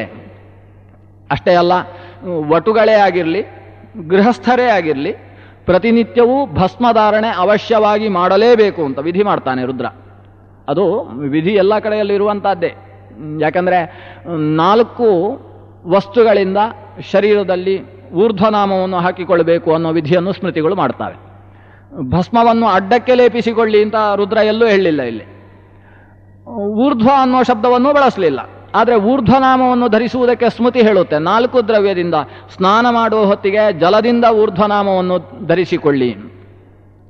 ಸ್ನಾನವಾದ ಮೇಲೆ ಜಪ ಮಾಡುವ ಹೊತ್ತಿಗೆ ಮಣ್ಣಿನಿಂದ ಅಂದರೆ ಗೋಪೀಚಂದನದಿಂದ ನಾಮವನ್ನು ಊರ್ಧ್ವನಾಮವನ್ನು ಧರಿಸಿಕೊಳ್ಳಿ. ಸಂಧ್ಯಾವಂದನೆ ಮುಗಿಸಿ ದೇವರ ಪೂಜೆಯನ್ನು ಮುಗಿಸಿದ ಮೇಲೆ ದೇವರಿಗೆ ನಿವೇದನೆ ಮಾಡಿದ ಗಂಧದಿಂದ ಊರ್ಧ್ವನಾಮವನ್ನು ಹಾಕಿಕೊಳ್ಳಿ. ಆಮೇಲೆ ಅಗ್ನಿ ಕಾರ್ಯವನ್ನು ಮುಗಿಸಿ ಉಪಾಸನೆಯನ್ನು ಅಗ್ನಿಯಲ್ಲಿ ವೈಶ್ವದೇವಾದಿಗಳನ್ನು ಮುಗಿಸಿ ಔಪಾಸನವನ್ನು ಅಥವಾ ಅಗ್ನಿ ಕಾರ್ಯವನ್ನು ಮುಗಿಸಿ ಆ ಅಗ್ನಿಯಿಂದ ಲಭಿಸಿದ ಭಸ್ಮದಿಂದ ಶರೀರದಲ್ಲಿ ಊರ್ಧ್ವನಾಮವನ್ನು ಧರಿಸಿಕೊಳ್ಳಿ ಅಂತ 4 ದ್ರವ್ಯದಿಂದ ಶರೀರದಲ್ಲಿ ಊರ್ಧ್ವನಾಮದ ಧಾರಣೆಗೆ ಸ್ಮೃತಿಗಳಿದ್ದಾವೆ. ಅದರಲ್ಲಿ ಭಸ್ಮದ ಮಹತ್ವವನ್ನು ರುದ್ರ ಇಲ್ಲಿ ಹೇಳ್ತಾನೆ. ಆದ್ದರಿಂದ ಭಸ್ಮಧಾರಣೆ ಪ್ರತಿಯೊಬ್ಬನಿಗೂ ಕೂಡ ಕರ್ತವ್ಯ ಇದೆ. ಈ ರೀತಿ ಭಸ್ಮಧಾರಣೆ ಮಾಡಿಕೊಂಡು ಇದರ ಮೇಲೆ 2ನೇ ಪ್ರಶ್ನೆಗೆ ಉತ್ತರ. ಭಸ್ಮಧಾರಣೆ ಮತ್ತು ಭಸ್ಮದಿಂದ ಸ್ನಾನ ಅಂದರೆ ನೀರಿನಲ್ಲಿ ಭಸ್ಮವನ್ನು ಸೇರಿಸಿಕೊಂಡು ಅದರಿಂದ ಸ್ನಾನ ಮಾಡುವಂಥದ್ದು, ಗೋಮಯವನ್ನು ನೀರಿನಲ್ಲಿ ಸೇರಿಸಿಕೊಂಡು ಅದರಿಂದ ಸ್ನಾನ ಮಾಡುವಂಥದ್ದು. ಇದು ಶರೀರದ ನಾನಾ ರೀತಿಯ ಚರ್ಮರೋಗಗಳನ್ನು ನಾಶ ಮಾಡತಕ್ಕಂಥದ್ದು. ಭಸ್ಮದಲ್ಲಿ ಚರ್ಮರೋಗಹಾರಕವಾದ ಶಕ್ತಿ ಇದೆ. ಇದರಲ್ಲಿ ಗೋಮಯದಲ್ಲೂ ಚರ್ಮರೋಗಹಾರಕವಾದಂತಹ ಶಕ್ತಿ ಇದೆ. ಆದ್ದರಿಂದ ಜಲದಲ್ಲಿ ಗೋಮಯ ಜಲ ಸ್ನಾನ, ಭಸ್ಮ ಜಲ ಸ್ನಾನ ಇದು ಶರೀರಕ್ಕೆ ವಿಶಿಷ್ಟವಾದ ಕಾಂತಿಯನ್ನು ಕೊಡುವಂಥದ್ದು. ತೇಜಸ್ಸಿನ ವೀರ್ಯವೆನಿಸಿದಂತಹ ಭಸ್ಮದಿಂದ ಸ್ನಾನವನ್ನು ಮಾಡಿತು ಅಂತಾದರೆ ಶರೀರದಲ್ಲಿ ತೇಜಃಕಾಂತಿ ಎಂಬುದು ಮೊಳೆಯುತ್ತೆ. ಅಂದರೆ ಬೆಂಕಿಯ ಹಾಗೆ ಕಾಂತಿ ಶರೀರದ ಬಂಗಾರದ ಬಣ್ಣ ಶರೀರದಲ್ಲಿ ಕಾಣಿಸುತ್ತೆ. ಅದರಿಂದ ಇವತ್ತು ಸೋಪುಗಳು ಎಲ್ಲ ಬಂದು ಹೋಗಿದ್ದಾವೆ. ಆದ್ದರಿಂದ ಭಸ್ಮದಿಂದ ಸ್ನಾನ ಅನ್ನೋದು ನಮಗೆ ಗೊತ್ತೇ ಇಲ್ಲ. ಮಣ್ಣಿನಿಂದ ಮೃತ್ತಿಕಾ ಸ್ನಾನ ಅನ್ನೋದು ಗೊತ್ತೇ ಇಲ್ಲ. ಮೃತ್ತಿಕಾ ಸ್ನಾನ ಭಸ್ಮ ಸ್ನಾನ ಅನ್ನೋದು ಶರೀರದಲ್ಲಿದ್ದ ಮಣ್ಣನ್ನು ತೆಗೆದು ಶರೀರಕ್ಕೆ ವಿಶಿಷ್ಟವಾದ ಕಾಂತಿಯನ್ನು ಕೊಡ್ತಕ್ಕಂತಹ ಸ್ನಾನಗಳು. ಮಣ್ಣನ್ನು ಮೈ ಮೇಲೆ ತಿಕ್ಕಿ ಸ್ನಾನ ಮಾಡಿ ಒಂದು ಸಲ ಅನುಭವಿಸಿದರೆ ಆಮೇಲೆ ಈ ಸಾಬೂನುಗಳು ಹಮಾಮೋ ಚಂದ್ರಿಕೆಯೋ ಮತ್ತೊಂದು ಯಾವುದು ಬೇಡ ಅಂತ ಅನಿಸ್ಲಿಕ್ಕೆ ಶುರು ಆಗುತ್ತೆ. ಅಷ್ಟು ಶರೀರದ ಕೊಳೆಯನ್ನು ತೆಗೆಯುವುದರಲ್ಲಿ ನಮ್ಮ ಪ್ರಾಚೀನರು ಕೊಟ್ಟ ಮೃತ್ತಿಕಾ ಶೌಚ ಅಥವಾ ಈ ಭಸ್ಮ ಶೌಚ, ಭಸ್ಮದಿಂದ ಶರೀರವನ್ನು ತೊಳೆಯತಕ್ಕಂಥದ್ದು. ಹಿಂದಿನ ಕಾಲದಲ್ಲಿ ಈಗೀಗ ಮೊನ್ನೆ ತನಕ ಭಸ್ಮದಲ್ಲಿ ಪಾತ್ರೆ ತೊಳೆಯುವ ಕ್ರಮ ಆದರೂ ಇತ್ತು. ನಮ್ಮ ಶರೀರ ಪಾತ್ರವನ್ನು ತೊಳೆಯುವುದು ಬಿಡಿ, ಪಾತ್ರೆಗಳನ್ನು ಭಸ್ಮದಿಂದ ತೊಳೆಯುವುದು, ಭಸ್ಮದಿಂದ ತೊಳೆದರೆ ಪಾತ್ರೆ ಶುದ್ಧಿ ಆಗುತ್ತೆ ಅನ್ನೋ ಪ್ರಕ್ರಿಯೆ ಆದರೂ ಇತ್ತು. ಈಗ ಅದಕ್ಕೂ ಕೂಡ ಸೋಪುಗಳು ಬರಲಿಕ್ಕೆ ಶುರು ಆಗಿದ್ದಾವೆ. ಪಾತ್ರೆ ತೊಳೆಯುವುದಕ್ಕೆ ಒಂದು ರೀತಿಯ ಸೋಪು, ಬಟ್ಟೆ ತೊಳೆಯುವುದಕ್ಕೆ ಒಂದು ರೀತಿ, ಮೈ ತೊಳೆಯುವುದಕ್ಕೆ ಒಂದು, ತಲೆ ತೊಳೆಯುವುದಕ್ಕೆ ಒಂದು, ಮುಖ ತೊಳೆಯುವುದಕ್ಕೆ ಒಂದು, ಹೀಗೆ ಎಲ್ಲಕ್ಕೂ ಬೇರೆ ಬೇರೆ ರೀತಿಯ ಸಾಬೂನುಗಳು ಬಂದದ್ದೇ ತಡ. ಭಸ್ಮ ಅನ್ನೋದು ಸ್ಥಾನವನ್ನೇ ಬದಲಾಯಿಸಿಬಿಟ್ಟಿತು. ಅದಕ್ಕೆ ಸರಿಯಾಗಿ ಪೇಟೆಗಳಲ್ಲಿ ಭಸ್ಮ ಸಿಗುವ ಪರಿಸ್ಥಿತಿಯೇ ಇಲ್ಲ ಅನ್ನೋ ಸ್ಥಿತಿಯು ನಿರ್ಮಾಣ ಆಗಿ ಹೋಯಿತು. ಶಿವ ಭಸ್ಮದ ಮಹತ್ವವನ್ನು ಹೇಳಿದ್ದೇ ಬಂತು. ಭಸ್ಮ ಧಾರಣೆ ಮಾಡುವುದಕ್ಕೆ ಬೇಕಾದ ಭಸ್ಮವು ಪೇಟೆಯಲ್ಲಿ ಕೆಲವು ಮನೆಯಲ್ಲಿ ಸಿಗುವುದು ಬಹಳ ಕಷ್ಟ. ಆ ಭಸ್ಮ ಅದು ಶರೀರ ಸ್ನಾನದಿಂದ ಶರೀರಕ್ಕೆ ಕಾಂತಿ ಸಿಗುತ್ತೆ. ಅದರ ಜೊತೆಗೆ 2ನೇ ಮಾತು ಹೇಳ್ತಾನೆ, ಕಾಂತಿಪೂರ್ಣವಾದ ಶರೀರಕ್ಕೆ ಬಟ್ಟೆಯನ್ನು ಹಾಕಿಕೊಳ್ಳೇಬೇಕು ಅನ್ನೋ ನಿಯಮ ಯಾರು ಮಾಡಿದ್ದು ಅಂತ ಕೇಳ್ತಾನೆ ರುದ್ರ. ಇದು ಕೇಳಿದ್ರಿಂದ ನಗ್ನಾ ಏವ ಹಿ ಜಾಯಂತೆ ದೇವತಾ ಮುನಯಸ್ತಥ, ದೇವತೆಗಳೇ ಆಗಲಿ ಮನುಷ್ಯರೇ ಆಗಲಿ ಹುಟ್ಟಬೇಕಾದ್ರೆ ಮೈಯಲ್ಲಿ ಏನು ಬಟ್ಟೆ ಇತ್ತು. ಏಚಾನ್ಯೇ ಮಾನವಾಲೋಕೆ ಸರ್ವೇ ಜಾಯಂತಿ ಅವಾಸಸಃ, ಎಲ್ಲರೂ ಬಟ್ಟೆ ಇಲ್ಲದೆ ಹುಟ್ಟುವುದು. ಹೋಗುವಾಗಲೂ ಏನು ಬಟ್ಟೆಯನ್ನು ಹೊತ್ತುಕೊಂಡು ಹೋಗುವುದಿಲ್ಲ, ಬಟ್ಟೆಯನ್ನು ಶರೀರವನ್ನು ಎಲ್ಲವನ್ನೂ ಬಿಟ್ಟೇ ಹೋಗುವುದು. ಮಧ್ಯದಲ್ಲಿ ಮಾತ್ರ ಇವನಿಗೆ ಬೇಕಾದ ಬಟ್ಟೆ, ರೇಷ್ಮೆಯದ್ದು ಮತ್ತೊಂದು ಅಂತ ಬಟ್ಟೆಗಳು. ಕೇಳ್ತಾನೆ ಅವ, ನಾವು ಬಟ್ಟೆಯನ್ನು ಧರಿಸಿದ್ರಿಂದ ಇಂದ್ರಿಯ ನಿಗ್ರಹ ಬರುವುದಲ್ಲ. ಬಟ್ಟೆಯನ್ನು ಧರಿಸಲಿಲ್ಲ ಅನ್ನೋ ಕಾರಣದಿಂದ ಇಂದ್ರಿಯ ನಿಗ್ರಹ ಕಳೆದು ಹೋಗುವುದಿಲ್ಲ ಅಂತ ಹೇಳ್ತಾನೆ. ಇಂದ್ರಿಯೈ ಅಜಿತೈ ನಗ್ನಾದುಕೂಲೇನಾಪಿ ಸಂವೃತಾ ತೈರೇವ ಸಂವೃತೋ ಗುಪ್ತೋ ನವಸ್ತ್ರಂ ಕಾರಣಂ ಸ್ಮೃತಂ ಅಂತ. ಅವರ ಬಟ್ಟೆ ಅನ್ನೋದು ಅವರ ಇಂದ್ರಿಯ ನಿಗ್ರಹಕ್ಕೆ ಕಾರಣವಾದದ್ದೇ ಅಲ್ಲ. ಇಂದ್ರಿಯ ನಿಗ್ರಹ ಇಲ್ಲದೇ ಇದ್ದವರು ಎಷ್ಟು ಬಟ್ಟೆಯನ್ನು ಧರಿಸಿದ್ರೂ ಕೂಡ ಪ್ರಯೋಜನ ಇಲ್ಲ. ಇಂದ್ರಿಯ ನಿಗ್ರಹ ಇದ್ದವರು ಬಟ್ಟೆಯನ್ನು ಧರಿಸದೇ ಹೋದರೂ ಸಮಾನವೇ. ಆದ್ರಿಂದ ಬಟ್ಟೆ ಬೇಕೇ ಬೇಕು ಅನ್ನುವ ನಿಯಮ ಇಲ್ಲ. ಒಬ್ಬ ಸುಭಾಷಿತಕಾರ ಇದಕ್ಕೆ ವಿರುದ್ಧವಾಗಿ ಹೇಳಿದ್ದುಂಟು, ಬಟ್ಟೆ ಭಾರಿ ಜಾಗೃತಿಯಾಗಿರಬೇಕು, ಇದೇ ಶಿವ ಬಟ್ಟೆ ಬೇಡ ಬೇಡ ಅಂತೇಳಿ ಅವನಿಗೆ ವಿಷ ಸಿಕ್ಕಿದೆ ಹೊರತು ಸಮುದ್ರದ ಮಗಳು ಸಿಗಲಿಲ್ಲ ಅಂತ ಹೇಳ್ತಾನೆ. ಈಗ ಕ್ಷೀರಸಾಗರ ಮಥನ ಮಾಡಿದಾಗ ವಿಷವೂ ಬಂತು, ಲಕ್ಷ್ಮಿಯೂ ಸಾಗರ ಕನ್ನಿಕೆಯಾಗಿಯೇ ಬಂದದ್ದು. ವಿಷ್ಣು ಒಳ್ಳೆಯ ಬಟ್ಟೆ, ಏನು ಪೀತಾಂಬರಧಾರಿ, ಪೀತವಾಸಾಹ, ಏನು ಬಟ್ಟೆ, ಏನು ಆಭರಣ, ಇವನು ನನ್ನ ಮಗಳಿಗೆ ಸರಿ ಅಂತೇಳಿ ಮಗಳನ್ನು ತೆಗೊಂಡು ಆ ಪೀತವಾಸಸ್ಸಿಗೆ ಕೊಟ್ಟಂತೆ. ಇನ್ನು ವಿಷ ಬಂತಲ್ಲ, ಇದಕ್ಕೆ ಯಾರು ಮೈ ಮೇಲೆ ಬಟ್ಟೆ ಇದ್ರೂ ಸರಿ ಇಲ್ಲದೆ ಇದ್ರೂ ಸರಿ ಅಂತ ಯಾವುದೋ ಚರ್ಮವನ್ನು ಹಾಕೊಂಡಿರ್ತಾನಲ್ಲ, ಅವನಿಗೆ ವಿಷ ಇರಲಿ ಅಂತ ವಿಷ ಕೊಟ್ಟಂತೆ. ಅದರಿಂದ ಕಿಂ ವಾಸಸೇತ್ಯತ್ರ ವಿಚಾರಣೀಯಂ ವಾಸಪ್ರಧಾನಂ ಕಲು ಯೋಗ್ಯತಾಯ. ಇವತ್ತು ಹೆಚ್ಚು ಅರ್ಥ ಆಗುವಂಥದ್ದು.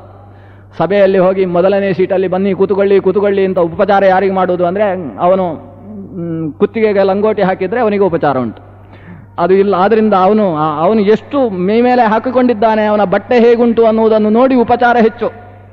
ಆಮೇಲೆ ಒಳಗೆ ಏನುಂಟು ಅನ್ನೋ ಆಲೋಚನೆ ಇಲ್ಲ. ಅದರಿಂದ ಬಟ್ಟೆ ಪ್ರಧಾನ ಅನ್ನುವ ಒಂದು ಭಾವ ಇದೆ. ಇದು ವೇದಾಂತದಲ್ಲಿ ಎತ್ತರಕ್ಕೇರಿದಾಗ ಪರಮ ವೈರಾಗ್ಯ ಸ್ವರೂಪಿಯಾದ ಸರ್ವಮನೋನಿಯಾಮಕನಾದಂತಹ ಶಿವನ ಎತ್ತರದಲ್ಲಿ ವೈರಾಗ್ಯಾಭಿಮಾನಿಯಾಗಿರ್ತಕ್ಕಂಥ ಶಿವ ಹೇಳಿದಾಗ ಇದು ಸರಿ. ಆ ಎತ್ತರಕ್ಕೆ ಏರದೆ ನಾವು ಇದನ್ನು ಲೋಕದಲ್ಲಿ ಆಚರಣೆ ಮಾಡಿದರೆ ಯದ್ವಾ ತದ್ವಾ ಆಗುವ ಸಾಧ್ಯತೆ ಇದೆ. ಒಟ್ಟು ನಗ್ನತ್ವದ ಬಗ್ಗೆ ನಿಮಗೆ ವೈರಾಗ್ಯ ಇದೆ ಅಂತಾದರೆ ಆಗ ಬಟ್ಟೆಯ ಬಗ್ಗೆ ನೀನು ಆಲೋಚನೆ ಮಾಡಬೇಡ ಅಂತ. ಇದೇ ಶಿವ ಮುಂದಕ್ಕೆ ದುರ್ವಾಸ ಅನ್ನುವ ಅವತಾರವನ್ನು ಪಡಿತಾನೆ. ಅವನಿಗೆ ದುರ್ವಾಸಸ್ಸು ಅಂತ ಹೆಸರು. ದುರ್ವಾಸಸ್ಸು ಅಂದರೆ ಕೆಟ್ಟ ಬಟ್ಟೆ ಅಂತ. ಆ ಬಟ್ಟೆಯ ಬಗ್ಗೆ ಆಲೋಚನೆಯೇ ಇಲ್ಲ. ಯಾವಾಗ ಆತ್ಮತತ್ವದ ಬಗ್ಗೆ ಆಲೋಚನೆ ಶುರುವಾಗುತ್ತೆ ಆಗ ಬಟ್ಟೆಯ ಮೇಲೆ ಆಲೋಚನೆಯೇ ಇರುವುದಿಲ್ಲ. ಯಾರು ಭಾರಿ ಒಳ್ಳೆಯ ಬಟ್ಟೆಯನ್ನೇ ಹಾಕೊಂಡಿರ್ತಾನೆ ಅವನಿಗೆ ಆತ್ಮತತ್ವದ ಬಗ್ಗೆ ಆಲೋಚನೆ ಕಡಿಮೆ ಇರುತ್ತೆ ಅಂತ. ಇದು ವೇದಾಂತದ ಚಿಂತನೆ. ಯಾಕಂದರೆ ಅವನಿಗೆ ಯಾವಾಗ ನೋಡಿದರೂ ದೇವರಿಗೆ ನಮಸ್ಕಾರ ಮಾಡುವಾಗಲೂ ಕೂಡ ಬಟ್ಟೆಯಲ್ಲಿ ಎಷ್ಟು ಮಣ್ಣಾಯಿತು ಅಂತಲೇ ಆಲೋಚನೆ. ಆದ್ದರಿಂದ ಮತ್ತೆ ಒಂದು ಸಲ ನಮಸ್ಕಾರ ಮಾಡಿದರೆ ಬಟ್ಟೆ ವ್ಯತ್ಯಾಸ ಮಾಡಿಕೊಂಡು ಬರಬೇಕು. ಆದ್ದರಿಂದ ನಮಸ್ಕಾರ ಮಾಡುವುದೇ ಇಲ್ಲ. ಇದ್ದಲ್ಲಿ ಶ್ರೀಗಳವರು ಹೇಳಿದಾಗೆ ಕೈ ಮುಗಿದು ನಮಸ್ಕಾರ ಮಾಡುವ ಕ್ರಮವನ್ನು ರೂಢಿಸಿಕೊಳ್ತಾನೆ. ಇದು ಬಟ್ಟೆಯ ಮೇಲೆ ಹೆಚ್ಚು ಆಲೋಚನೆ ಬಂದಷ್ಟು ಅವನು ಆಧ್ಯಾತ್ಮದಲ್ಲಿ ಬಹಳ ಕೆಳಗೆ ಬಂದಿದ್ದಾನೆ.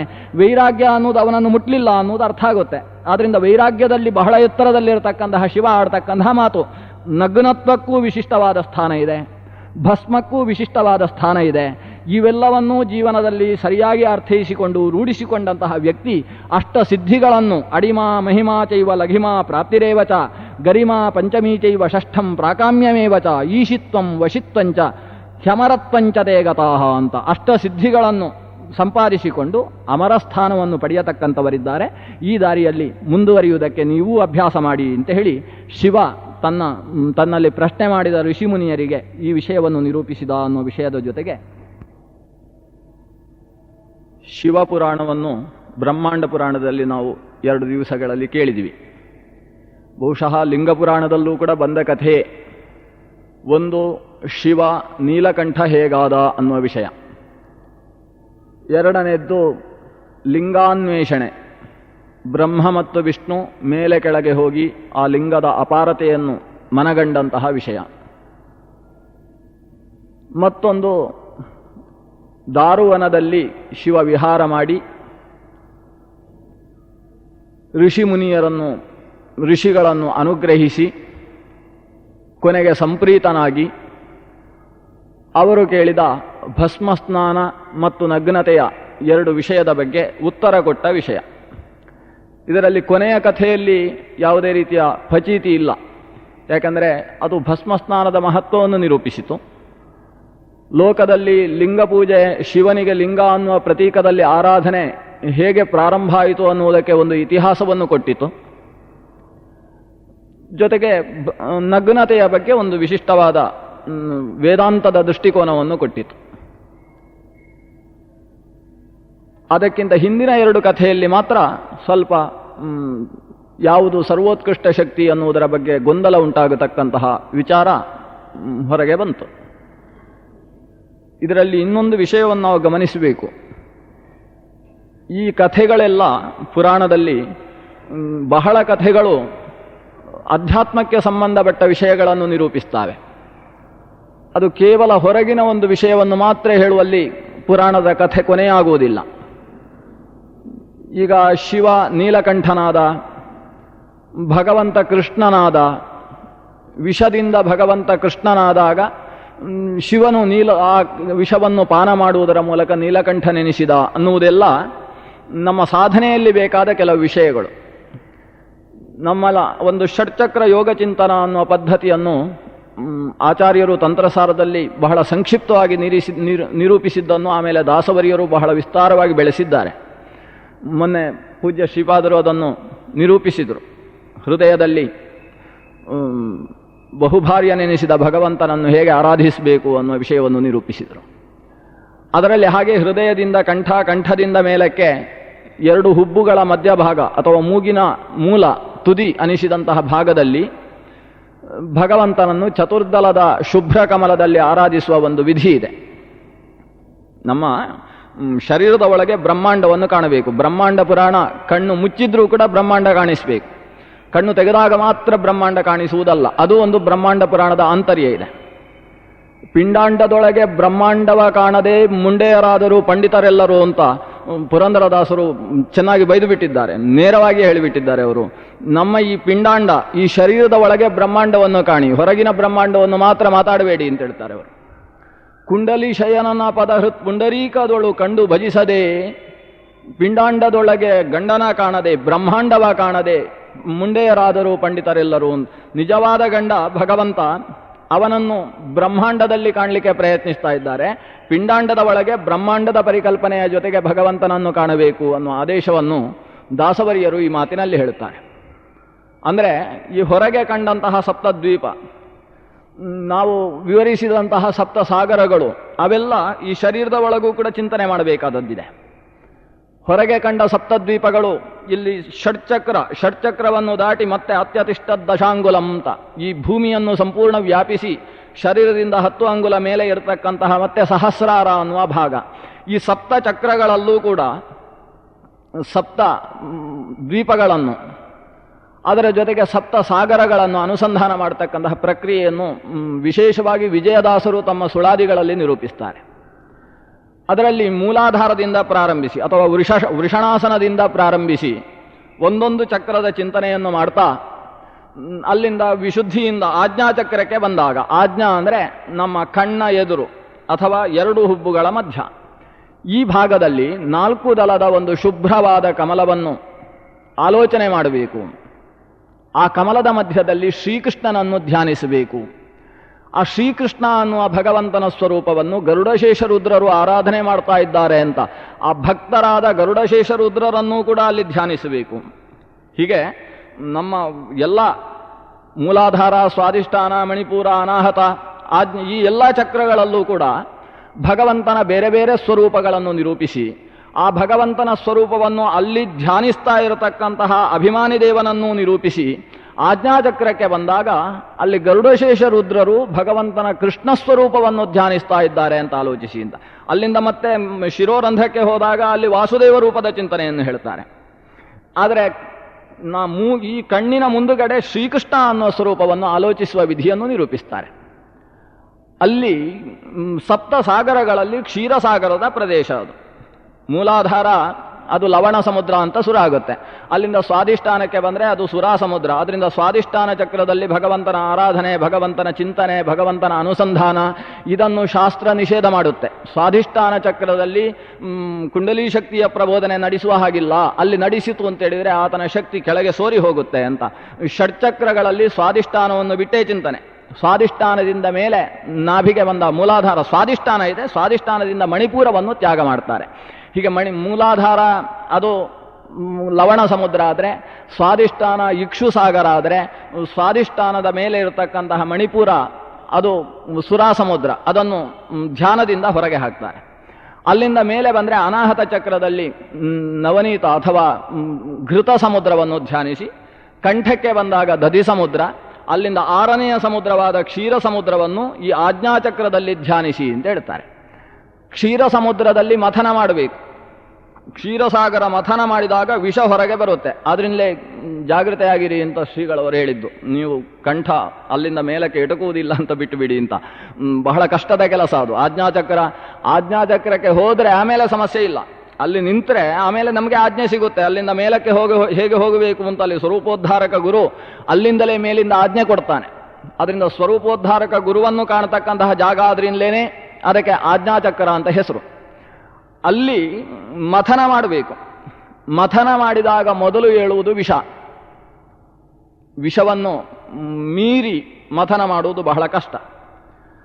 ಮಥನ ಮಾಡುವುದು ಅಂದ್ರೇನು? ಕಡೆಗೋಲು ಹಿಡ್ಕೊಂಡು ಅಲ್ಲಿಗೆ ತಿಕ್ಕುವುದಲ್ಲ, ಕೊನೆಗೆ ಇದ್ದ ಕಣ್ಣು ಕಾಣದೇ ಇರುವ ಸ್ಥಿತಿ ಬರುತ್ತೆ. ಅದರಿಂದ ಅಲ್ಲಿ ಮಥನ ಮಾಡುವುದು ಅಂದರೆ ಒಳಗಿಂದ ಮಾನಸವಾಗಿ ಭಗವಂತನ ಸ್ವರೂಪದ ಬಗ್ಗೆ ಚಿಂತಿಸುವುದು. ಈ ಭಗವತ್ ಸ್ವರೂಪ ಚಿಂತನೆ ಮಾಡುವಾಗ ವಿಪರೀತ ಜ್ಞಾನಗಳೆಲ್ಲ ಜೊತೆಗೆ ಸಂಶಯಗಳು, ಕೋಲಾಹಲಗಳು ಎಲ್ಲ ಹೊರಗೆ ಬರುವುದಕ್ಕೆ ಶುರು ಆಗ್ತವೆ. ಅದನ್ನೆಲ್ಲ ನುಂಗುವುದಕ್ಕೆ ಮನೋನಿಯಾಮಕವಾದ ಶಕ್ತಿಯೇ ಬೇಕು. ಮನೋನಿಯಾಮಕನ ಅನುಗ್ರಹ ನಮಗಿಲ್ಲ ಅಂತಾದರೆ, ಅಲ್ಲಿ ಕುಳಿತು ಭಗವಂತನ ಕೃಷ್ಣ ಸ್ವರೂಪವನ್ನು ಧ್ಯಾನಿಸುವ ಗರುಡಶೇಷ ರುದ್ರರ ಅನುಗ್ರಹ ನಮಗಿಲ್ಲ ಅಂತಾದರೆ, ಅಲ್ಲಿ ಬಂದ ವಿಷವನ್ನು ನಾವು ತಡೆದುಕೊಳ್ಳುವುದಕ್ಕೆ ಸಾಧ್ಯವೇ ಆಗುವುದಿಲ್ಲ. ಅದಕ್ಕೋಸ್ಕರ ಆ ವಿಷಪಾನ, ಆ ವಿಷವನ್ನು ನನಗೆ ತೊಂದರೆ ಕೊಡದೇ ಇರುವ ಹಾಗೆ ಅದನ್ನು ನೀನು ದೂರ ಮಾಡು ಅಂತ ಮೊದಲು ಶಿವನ ಪಾದಕ್ಕೆ ಬೀಳಬೇಕು. ಹೀಗೆ ಒಂದು ಸ್ತರದಲ್ಲಿ ಒಬ್ಬೊಬ್ಬ ದೇವತೆಗಳ ಅನುಗ್ರಹವನ್ನು ಪಡೆದಾಗ ಮಾತ್ರ ಅಲ್ಲಿ ಕೃಷ್ಣನನ್ನು ಕಾಣುವುದಕ್ಕೆ ಸಾಧ್ಯವಾಗುತ್ತೆ. ಇದು ಕಣ್ಣಿನ ಮುಂದೆ ಇರುವ ಕೃಷ್ಣ, ಅದನ್ನು ದಾಸವರಿಯರು ಕಂಡು ಕೃಷ್ಣಮೂರ್ತಿ ಕಣ್ಣ ಮುಂದೆ ನಿಂತಿದಂತಿದೆ ಅಂತ ಉಡುಪಿಗೆ ಬಂದು ಹಾಡಿದವರು. ಅಕಸ್ಮಾತ್ ಉಡುಪಿಗೆ ಬಂದು ಕೃಷ್ಣನನ್ನು ನೋಡಿದಾಗ ಮುಂದೆ ಕೃಷ್ಣಮೂರ್ತಿ ಕಾಣ್ತಾ ಇರುವಾಗ ಅವರೇನನ್ಬೇಕಿತ್ತು? ಕೃಷ್ಣಮೂರ್ತಿ ಕಣ್ಣ ಮುಂದೆ ನಿಂತಿದೆ ಅನ್ಬೇಕಿತ್ತು. ಹಾಗೆ ಹೇಳೋಲ್ಲ ಅವರು. ಕೃಷ್ಣಮೂರ್ತಿ ಕಣ್ಣ ಮುಂದೆ ನಿಂತಿದಂತೇ ಇದೆ ಅಂತಾರೆ. ಕೃಷ್ಣಮೂರ್ತಿ ಕಣ್ಣ ಮುಂದೆ ನಿಂತಿದಂತಿದೆ ಅಂತ ಆಡ್ತಾರೆ. ಯಾಕಂದ್ರೆ ಅವರು ದಿನನಿತ್ಯ ಕೃಷ್ಣನನ್ನು ಕಾಣ್ತಾ ಇದ್ರು ಕಣ್ಣ ಮುಂದೆ ಅಂದ್ರೆ ನಾಸಾಗ್ರದಲ್ಲಿ, ಆ ಆಜ್ಞಾಚಕ್ರದಲ್ಲಿ ಶ್ರೀಕೃಷ್ಣನ ಸ್ವರೂಪ ಕಾಣ್ತಾ ಇದ್ರು. ಕಾಣ್ತಾ ಇದ್ದ ಸ್ವರೂಪವನ್ನು ಇಲ್ಲಿ ನವಗ್ರಹ ಕಿಂಡಿಯಲ್ಲಿ ಕಂಡಾಗ ಅದೇ ಸ್ವರೂಪ ಕಾಣಿಸಿತು. ಆಗ ದಿವಸ ಕಣ್ಣ ಮುಂದೆ ನಿಂತಿದಂತಹ ರೂಪವೇ ಇಲ್ಲಿದೆ ಅಂತೇಳಿ, ಕಣ್ಣ ಮುಂದೆ ನಿಂತಿದಂತೇ ಇದೆ ಅಂತ ಆ ಸ್ವರೂಪವನ್ನು ತಮ್ಮ ಆಜ್ಞಾಚಕ್ರದಲ್ಲಿ ಕಾಣ್ತಾ ಇದ್ದ ಅಂತಸ್ವರೂಪದ ಜೊತೆಗೆ ಆ ಸ್ವರೂಪಕ್ಕೆ ಐಕ್ಯ ಚಿಂತನೆಯನ್ನು ದಾಸವರಿಯರು ಮಾಡುತ್ತಾರೆ. ಇದು ಇಲ್ಲಿ ಕೃಷ್ಣೋಭೂತ್ ಜನಾರ್ದನ ಅಂತ ಪಾಠ ಬಂತು. ಇಲ್ಲಿ ಕೃಷ್ಣ ಅಭೂತ್ ಜನಾರ್ದನ ಅಂತ. ಆ ಜನಾರ್ದನ ಈ ಕ್ಷೀರಸಾಗರದ ಮಥನ ಸಂದರ್ಭದಲ್ಲಿ ಅವ ಕೃಷ್ಣನೇ. ಕೃಷ್ಣ ಅನ್ನುವ ಸ್ವರೂಪದಿಂದ ಅಲ್ಲಿ ಧ್ಯೇಯಮೂರ್ತಿಯಾಗಿ ಕಾಣಿಸ್ತಾನೆ. ಆಗ ಬಂದ ವಿಷವನ್ನು ಕುಡಿಯುವುದಕ್ಕೆ ಶಿವನನ್ನು ನಾವು ಮೊರೆ ಹೋಗಬೇಕು. ಶಿವ ವಿಷಪಾನ ಮಾಡಿದ ಅಂತಾದರೆ ಮತ್ತೆ ಸುರೆ ಬರುತ್ತೆ, ಸಂಶಯಗಳು, ವಿಪರೀತ ಜ್ಞಾನ ದೂರ ಹೋಗುತ್ತೆ, ಆಮೇಲೆ ಸಂಶಯಗಳು ಬರ್ತಾವೆ. ಅದನ್ನು ಎದುರಿಸಿ ಕೊನೆಗೆ ಅಮೃತವನ್ನು ಪಡೆಯುವುದಕ್ಕೆ ಸಾಧ್ಯತೆ ಇರತಕ್ಕಂತಹ ಜಾಗ ಅಂತ. ಹೀಗೆ ಒಳಗಿನ ಕ್ಷೀರಸಾಗರ ಮಥನವನ್ನು ಆಲೋಚಿಸಿಕೊಂಡಾಗ ಇದು ಒಳಗಿನ ಆಧ್ಯಾತ್ಮಿಕ ಚಿಂತನೆಗೆ ಪ್ರೇರಕ ಅನ್ನುವ ಪ್ರಚೋದನೆಯನ್ನು ನಾವು ಮುಂದೆ ಇಟ್ಟುಕೊಂಡಾಗ ಆಗ ಈ ಪುರಾಣಗಳಲ್ಲಿ ಇಂತಹ ಕೋಲಾಹಲಕ್ಕೆ ಅವಕಾಶ ಇರುವುದಿಲ್ಲ. ಎಲ್ಲ ದೃಷ್ಟಿಕೋನ ವ್ಯಾಸರ ಪುರಾಣದ ರಚನೆಯ ಹಿಂದೆ ಇರುತ್ತೆ. ಅದು ಅರ್ಥ ಆಗದೆ ಹೋದಾಗ ಅದು ರಾಜಸವೋ ತಾಮಸವೋ ಆಗಿ ಹೋಗುತ್ತೆ. ಕೊನೆಗೆ ಭಸ್ಮ ಸ್ನಾನದ ಬಗ್ಗೆ ವಿವರಣೆ ಬಂತು. ಬಹಳ ಭಸ್ಮದ ಮಹತ್ವವನ್ನು ತ್ರಾಯುಷಂ ಇತ್ಯಾದಿ ಮಂತ್ರಗಳನ್ನೂ ಉಲ್ಲೇಖ ಮಾಡಿ ಶಿವ ಹೇಳಿದ. ಅದನ್ನು ಬ್ರಹ್ಮಚಾರಿಗಳು ಶರೀರದ ಮೇಲೆ ಹಚ್ಚಿಕೊಳ್ತಾರೆ, ಗೃಹಸ್ಥರು ಹಚ್ಚಿಕೊಳ್ತಾರೆ. ತ್ರಾಯುಷಂ ಜಮರಗ್ನೇಹಿ ಕಶ್ಯಪಸ್ಯ ತ್ರಾಯುಷಂ ಅಂತ ಋಷಿಮುನಿಗಳನ್ನು ಧ್ಯಾನಿಸಿಕೊಂಡು ಶರೀರಕ್ಕೆ ಹಚ್ಚಿಕೊಳ್ತಾರೆ. ಅದರಿಂದ ಭೂತಪ್ರೇತಾದಿಗಳು ದೂರ ಹೋಗ್ತಾವೆ. ಗರ್ಭಿಣಿಯರೋ ಬಾಣಂತಿಯರೋ ಏನಾದರೂ ದುಸ್ವಪ್ನಾದಿಗಳನ್ನು ಕಾಣ್ತಾ ಇದ್ದಾರೆ, ಹೆದರಿಕೆ ಆಗ್ತದೆ ಅಂತ ಹೇಳಿದರೆ ಅವರ ಶರೀರಕ್ಕೆ ಭಸ್ಮದಿಂದ ಪ್ರೋಕ್ಷಣೆ ಮಾಡಿದರೆ ಅದು ದೂರವಾಗುತ್ತೆ. ಇಷ್ಟೆಲ್ಲ ಬಹಳ ಮಹತ್ವ. ಅದು ಅಗ್ನಿಯ ವೀರ್ಯ ಸ್ವರೂಪವಾಗಿರತಕ್ಕಂಥದ್ದು ಭಸ್ಮ. ಆದ್ದರಿಂದ ಅಗ್ನಿ ನಂದಿ ಹೋಗಬೇಕಾದರೆ ತನ್ನ ಶಕ್ತಿಯನ್ನು ಭಸ್ಮದಲ್ಲಿಟ್ಟು ಹೋಗಿರ್ತಾನೆ. ಆದ್ದರಿಂದ ಭಸ್ಮಕ್ಕೆ ವಿಶೇಷವಾದ ಮಹತ್ವ ಇದೆ ಅಂತ ಭಸ್ಮದ ಮಹತ್ವವನ್ನು ನಿರೂಪಿಸಿದ್ದಾಯಿತು. ಒಂದು ಭಾರಿ ಮಹತ್ವ ಇದೆ ಅಂತೇಳಿ ಅದನ್ನು ಸಿಕ್ಕಾಬಿಟ್ಟೆ ಉಪಯೋಗಿಸ್ಲಿಕ್ಕೆ ಶುರು ಮಾಡಬಾರ್ದು. ಭಾರಿ ಅಮೃತವೇ ಆದರೂ ಕೂಡ ಜಾಸ್ತಿ ಆದರೆ ವಿಷ ಆಗುತ್ತೆ ಅಂತ ಅತಿ ಸರ್ವತ್ರ ವರ್ಜಯೇತು ಅಂತ ಒಂದು ಗಾದೆ ಇದೆ. ಭಸ್ಮ ಭಾರಿ ಅಮೃತ, ಬಹಳ ಶ್ರೇಷ್ಠ ಅಂತೇಳಿ ಇದ್ದಕ್ಕಿದ್ದ ಹಾಗೆ ಮೈ ಮೇಲೆ ಸಿಕ್ಕಾಬಟ್ಟೆ ಎಲ್ಲೆಲ್ಲೋ ಗೀರುಗಳನ್ನು ಹೇಳ್ಕೊಳ್ಳುವುದಕ್ಕೆಲ್ಲ ಪ್ರಯತ್ನಿಸಬಾರ್ದು.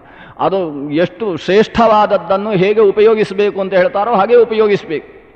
ಬಂಗಾರ ಲೋಹಗಳಲ್ಲೆಲ್ಲ ಬಹಳ ಶ್ರೇಷ್ಠವಾದ ಬಂಗಾರ ಅಂತೇಳಿ ಅದನ್ನು ಎಲ್ಲೆಲ್ಲೋ ಹಾಕಿಕೊಳ್ಳುವುದು, ಮೂಗಿಗೆ ದೊಡ್ಡ ಕುಂಬಳಕಾಯಿಯ ಹಾಗೆ ಬಂಗಾರವನ್ನು ಮಾಡಿ ಮೂಗಿಗೆ ಸೇರಿಸಿಕೊಳ್ಳುವುದು, ಕೊನೆಗೆ ಕಾಲಿಗೆ ಕಾಲುಂಗರ ಮಾಡಿಸಿಕೊಂಡು ಬಂಗಾರದ ಕಾಲುಂಗರವನ್ನು ಹಾಕ್ಕೊಳ್ಳುವುದು. ಬಂಗಾಳದ ಕಾರುಂಗರವನ್ನು ಹಾಕಿಕೊಂಡ ವ್ಯಕ್ತಿಯನ್ನು ಕಂಡ್ರೆ ಹೋಗಿ ಸ್ನಾನ ಮಾಡಿ ಬರಬೇಕು ಅಂತ ಶಾಸ್ತ್ರ ಹೇಳುತ್ತೆ. ಅಂದರೆ ಕಾಲಿಗೆ ಬಂಗಾರವನ್ನು ವಿಹಿತಾತಿರೇಕೇನ ನ ಸೇವೇತ ಅಂತ, ಎಷ್ಟಕ್ಕೆ ಬಂಗಾರವನ್ನು ವಿಧಾನ ಮಾಡಿದ್ದಾರೋ ಅಷ್ಟು ಸೇವಿಸಬೇಕು, ಅದಕ್ಕಿಂತ ಜಾಸ್ತಿ ಸೇವಿಸಿದರೆ ಅದು ಕೂಡ ಕಲಿಯ ಸ್ಥಾನವಾಗಿ ಹೋಗುತ್ತೆ ಅಂತ. ಅಂದರೆ ಶ್ರೇಷ್ಠವಾದದ್ದನ್ನು ವಿನಿಯೋಗಿಸುವುದಕ್ಕೆ ಒಂದು ನಿಯಮ ಇದೆ, ಇಷ್ಟಕ್ಕೆ ವಿನಿಯೋಗಿಸುವಂತ. ಭಸ್ಮದ ಧಾರಣೆಗೂ ಕೂಡ ಒಂದು ಯಾವ ನಿಯಮ ಶಾಸ್ತ್ರ ಹಾಕಿಕೊಟ್ಟಿದೆಯೋ ಆ ನಿಯಮಕ್ಕೆ ಅನುಗುಣವಾಗಿ ಭಸ್ಮ ಸ್ನಾನ, ನೀರಿನಲ್ಲಿ ಭಸ್ಮವನ್ನು ಸೇರಿಸಿಕೊಂಡು ಸ್ನಾನ ಮಾಡುವುದರ ಬಗ್ಗೆ ಬಹಳ ಮಹತ್ವವನ್ನು ಇಲ್ಲಿ ರುದ್ರ ತಿಳಿಸಿಕೊಟ್ಟ. ಕೊನೆಯಲ್ಲಿ ನಗ್ನತೆಯ ವಿಮರ್ಶೆಯನ್ನು ಮಾಡ್ತಾ ಇಂದ್ರಿಯ ನಿಗ್ರಹವು ಪ್ರಧಾನ ಅನ್ನುವ ಮಾತನ್ನು ಆತ ನಿರೂಪಿಸಿದ. ಅದರ ಜೊತೆಗೆ ಒಂದು ಸುಂದರವಾದ ಮಾತನ್ನು ಹೇಳ್ತಾನೆ. ಮನುಷ್ಯನಿಗೆ ಬಟ್ಟೆ ಯಾವುದು?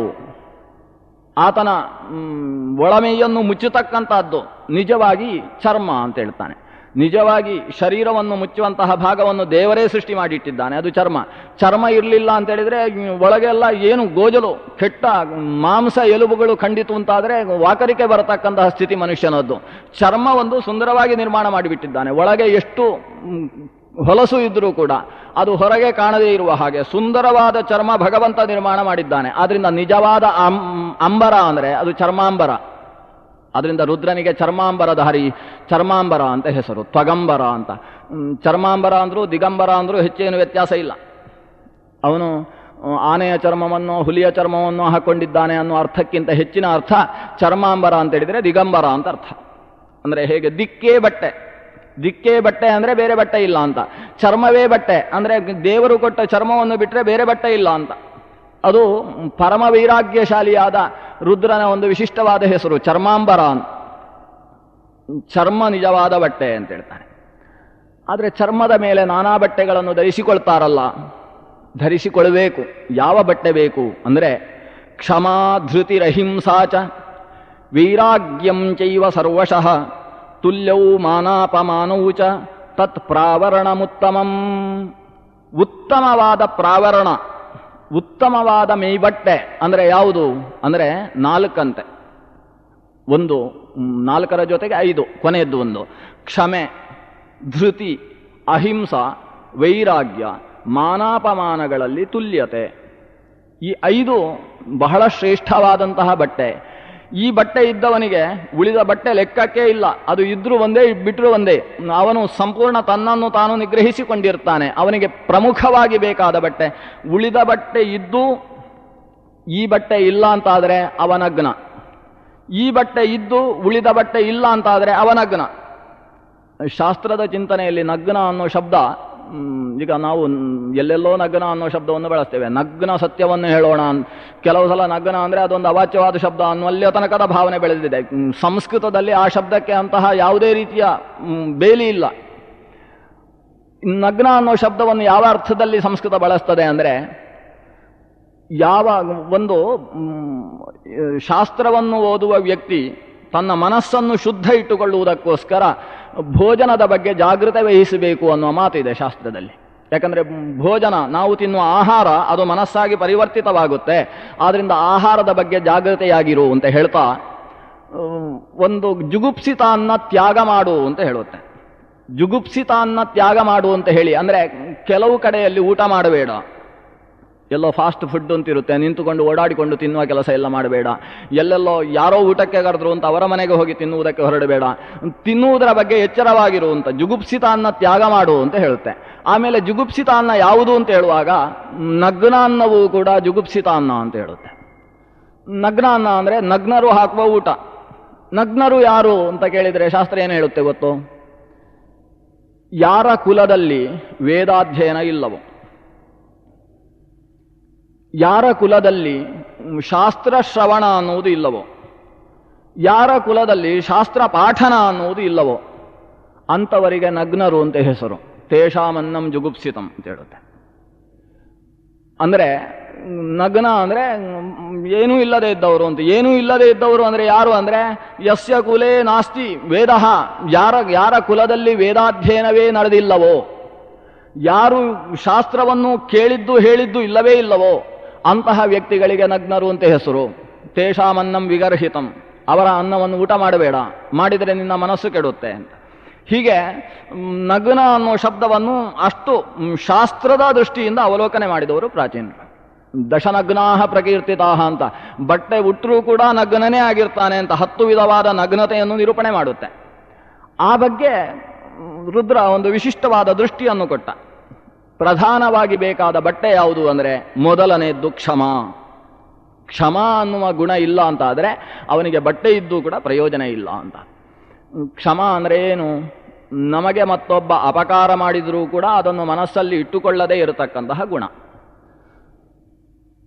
ಬಹಳ ಮುಖ್ಯವಾಗಿ ಬೇಕಾದದ್ದು. ನಾವು ಮನಸ್ಸು ಶುದ್ಧವಾಗಿರುವುದಕ್ಕೆ, ಮನಸ್ಸು ನಿರ್ಲಗ್ನವಾಗುವುದಕ್ಕೆ ಬೇಕಾದಂತಹ ವಿಶಿಷ್ಟವಾದ ಗುಣ ಕ್ಷಮೆ. ಇವತ್ತೇನಾಗಿದೆ ಅಂತ ಹೇಳಿದರೆ, ಯಾರಾದರೂ ಸ್ವಲ್ಪ ಏನಾದರೂ ತೊಂದರೆ ಮಾಡಿದ್ರು ಅಂತಾದರೆ ಅವನಿಗೆ ನೋಡಿಕೊಳ್ತೇನೆ ನಿನ್ನನ್ನು ಅಂತ ಶುರುವಾಗುತ್ತೆ. ಅವನು ಸ್ವಲ್ಪ ದಷ್ಟಪುಟ್ಟ ಇದ್ದಾನೆ ಅಂತಾದರೆ, ನೋಡುವ ನಾನು ಬದುಕಿರುವಲ್ಲೇ ತನಕನೂ ನೋಡ್ಕೊಳ್ತೇನೆ, ಸಾಯುವಲ್ಲೇ ತನಕ ನೀನು ಮಾಡಿದ್ದನ್ನು ಮರೆಯೋಲ್ಲ ಅಂತೇಳಿ, ಸತ್ತ ಮೇಲೆಯೂ ಮರೆಯೋಲ್ಲ ಅಂತ ಹೇಳುವಂಥದ್ದು ಇನ್ನೊಂದಿರುತ್ತೆ. ಮುಂದಿನ ಜನ್ಮದಲ್ಲಾದರೂ ನಿನಗೆ ರಗಳೆ ಆಗುವ ಹಾಗೆ ಹುಟ್ಟಿ ನಿನ್ನನ್ನು ಸಾಯಿಸಿ ಬಿಡ್ತೇನೆ ಅಂತ ಹೇಳುವ ಸಿಟ್ಟುಗಳೆಲ್ಲ ಇರ್ತವೆ. ಈ ಕ್ಷಮೆ ಅಂದರೆ ಏನು ಅಂತಲೇ ಗೊತ್ತಿಲ್ಲ. ಅಂದರೆ ಒಂದನ್ನು ಸಾಯುವಲ್ಲಿಯ ತನಕ ನೆನಪು ಅಲ್ಲ, ಮುಂದಿನ ಜನ್ಮದಲ್ಲಿ ಆದರೂ ಬಂದು ಪಿಶಾಚಿಯಾಗಿ ನಿನ್ನನ್ನು ಕಾಡಿಬಿಡ್ತೇನೆ ಅಂತ, ನಾನು ಪಿಶಾಚಿ ಆದರೂ ಪರವಾಗಿಲ್ಲ ನಿನ್ನನ್ನು ಕಾಡಬೇಕು ಅನ್ನುವಲ್ಲಿಯ ತನಕದ ಸಿಟ್ಟುಗಳು. ಈ ಕ್ಷಮ ಅನ್ನುವ ಗುಣ ಇಲ್ಲದೇ ಇದ್ದಾದ್ರಿಂದ ಜೀವನ ಪೂರ್ತಿ ಟೆನ್ಷನ್ನಲ್ಲಿ ಜೀವನ ನಡೆಯುತ್ತೆ. ಟೆನ್ಷನ್ ಎಲ್ಲಿ ಮನಸ್ಸಲ್ಲಿರುತ್ತೆ ಅಲ್ಲಿ ಭಗವಂತನನ್ನು ಕೂಡಿಸಿಕೊಳ್ಳುವುದಕ್ಕೆ ಸಾಧ್ಯವೇ ಇಲ್ಲ. ಬೆಳಗ್ಗೆ ಒಂದು ಅರ್ಧ ಗಂಟೆ ಧ್ಯಾನ ಮಾಡೋಣ, ಜಪ ಮಾಡೋಣ ಅಂತಿದ್ರು ನೆನಪಾಗೋದು ನಿನ್ನೆ ಅವ ಹಾಗೆ ಮಾತಾಡಿದ್ದಾನೆ, ಅವನನ್ನು ಹೇಗೆ ನೋಡಿಕೊಳ್ಳುವುದು, ನಾಳೆ ಕೋರ್ಟಲ್ಲಿ ಹೇಗೆ ಗಲಾಟೆ ಮಾಡುವುದು ಅಂತ ಇದು ಆಲೋಚನೆ. ಜಪ ಮಾಡುವ ಹೊತ್ತಿಗೆ ಸೂರ್ಯನ ಮಂಡಲದಲ್ಲಿ ಮಧ್ಯದಲ್ಲಿ ನಾರಾಯಣ ಅಥವಾ ಉಡುಪಿಯ ಶ್ರೀಕೃಷ್ಣ ದೇವರು ಅವರು ಅಲ್ಲಿ ನಿಲ್ಲುವುದಿಲ್ಲ. ಅಲ್ಲಿ ಪಕ್ಕದ ಮನೆಯವ ನಿನ್ನೆ ಹಾಗಂದಿದ್ದಾನೆ, ಅವನಿಗೆ ಇವತ್ತು ನಾನು ಹೇಗನ್ನಬೇಕು ಅಂತ ಇದು ಆಲೋಚನೆ ಶುರುವಾಗುತ್ತೆ. ಅಂದರೆ ಕ್ಷಮ ಅನ್ನುವ ಗುಣ ಇಲ್ಲ ಅಂತಾದರೆ ಮನುಷ್ಯ ಎತ್ತರಕ್ಕೇರುವುದು ಸಾಧ್ಯವೇ ಇಲ್ಲ. ನಾವು ಭಾಗವತದ ಅನೇಕ ಪ್ರಸಂಗದಲ್ಲಿ ಕಾಣ್ತೇವೆ. ಪಾಪ ಪರೀಕ್ಷಿತ ಒಂದು ಹಾವನ್ನು ತಂದು, ಸತ್ತ ಹಾವನ್ನು ತಂದೆಯ ಕೊರಳಿಗೆ ಹಾಕಿದ ಅಂತೇಳಿ ಮಗನಾದ ಶೃಂಗಿ ಶಾಪ ಕೊಟ್ಟು ಬಿಡ್ತಾನೆ, 7 ದಿವಸದಲ್ಲಿ ಆತನಿಗೆ ತಕ್ಷಕ ಕಚ್ಚಿ ಸಾಯಲಿ ಅಂತ. ಈ ಅಪ್ಪ ಏನು ಹೇಳ್ತಾನೆ ಆಮೇಲೆ ಎದ್ದವ, ದೊಡ್ಡ ಅಪರಾಧ ಮಾಡಿದಿ, ನಾವು ಜನ್ಮಾಂತರದಲ್ಲಿ ಮಾಡಿದ್ದನ್ನು ಇವತ್ತು ಉಣ್ಣುವುದು. ಅದಕ್ಕೆ ಅವನೇನು ಮಾಡಿದ್ದಾನೆ ಪಾಪ, ಒಳ್ಳೆಯ ರಾಜ ಅವ, ಲೋಕ ರಕ್ಷಣೆಯನ್ನು ಅವನಿಲ್ಲದೆ ಇನ್ಯಾರು ಮಾಡಲಿಕ್ಕೆ ಸಾಧ್ಯ, ಲೋಕಕ್ಕೆ ಕಂಟಕಪ್ರಾಯವಾದ ಶಾಪವನ್ನು ನೀನು ಕೊಟ್ಟಿದಿ ಅಂತ ಮಗನನ್ನು ಬೈತಾನೆ.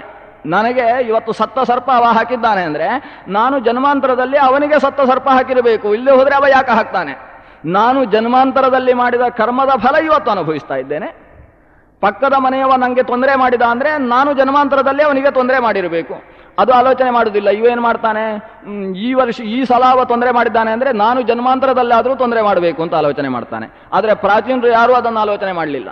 ಜನ್ಮಾಂತರದಲ್ಲಿ ನಾನು ಮಾಡಿದ ಕರ್ಮವನ್ನು ಇವತ್ತು ಅನುಭವಿಸ್ತಾ ಇದ್ದೇನೆ, ಅದಕ್ಕೆ ಅವ ನಿಮಿತ್ತ ಮಾತ್ರನಾಗಿ ನಿಂತಿದ್ದಾನೆ, ಅವಂದೇನು ಅಪರಾಧ ಇದೆ ಅನ್ನುವ ಪ್ರಜ್ಞೆ, ಅದು ಶಾಸ್ತ್ರದ ಪ್ರಜ್ಞೆ.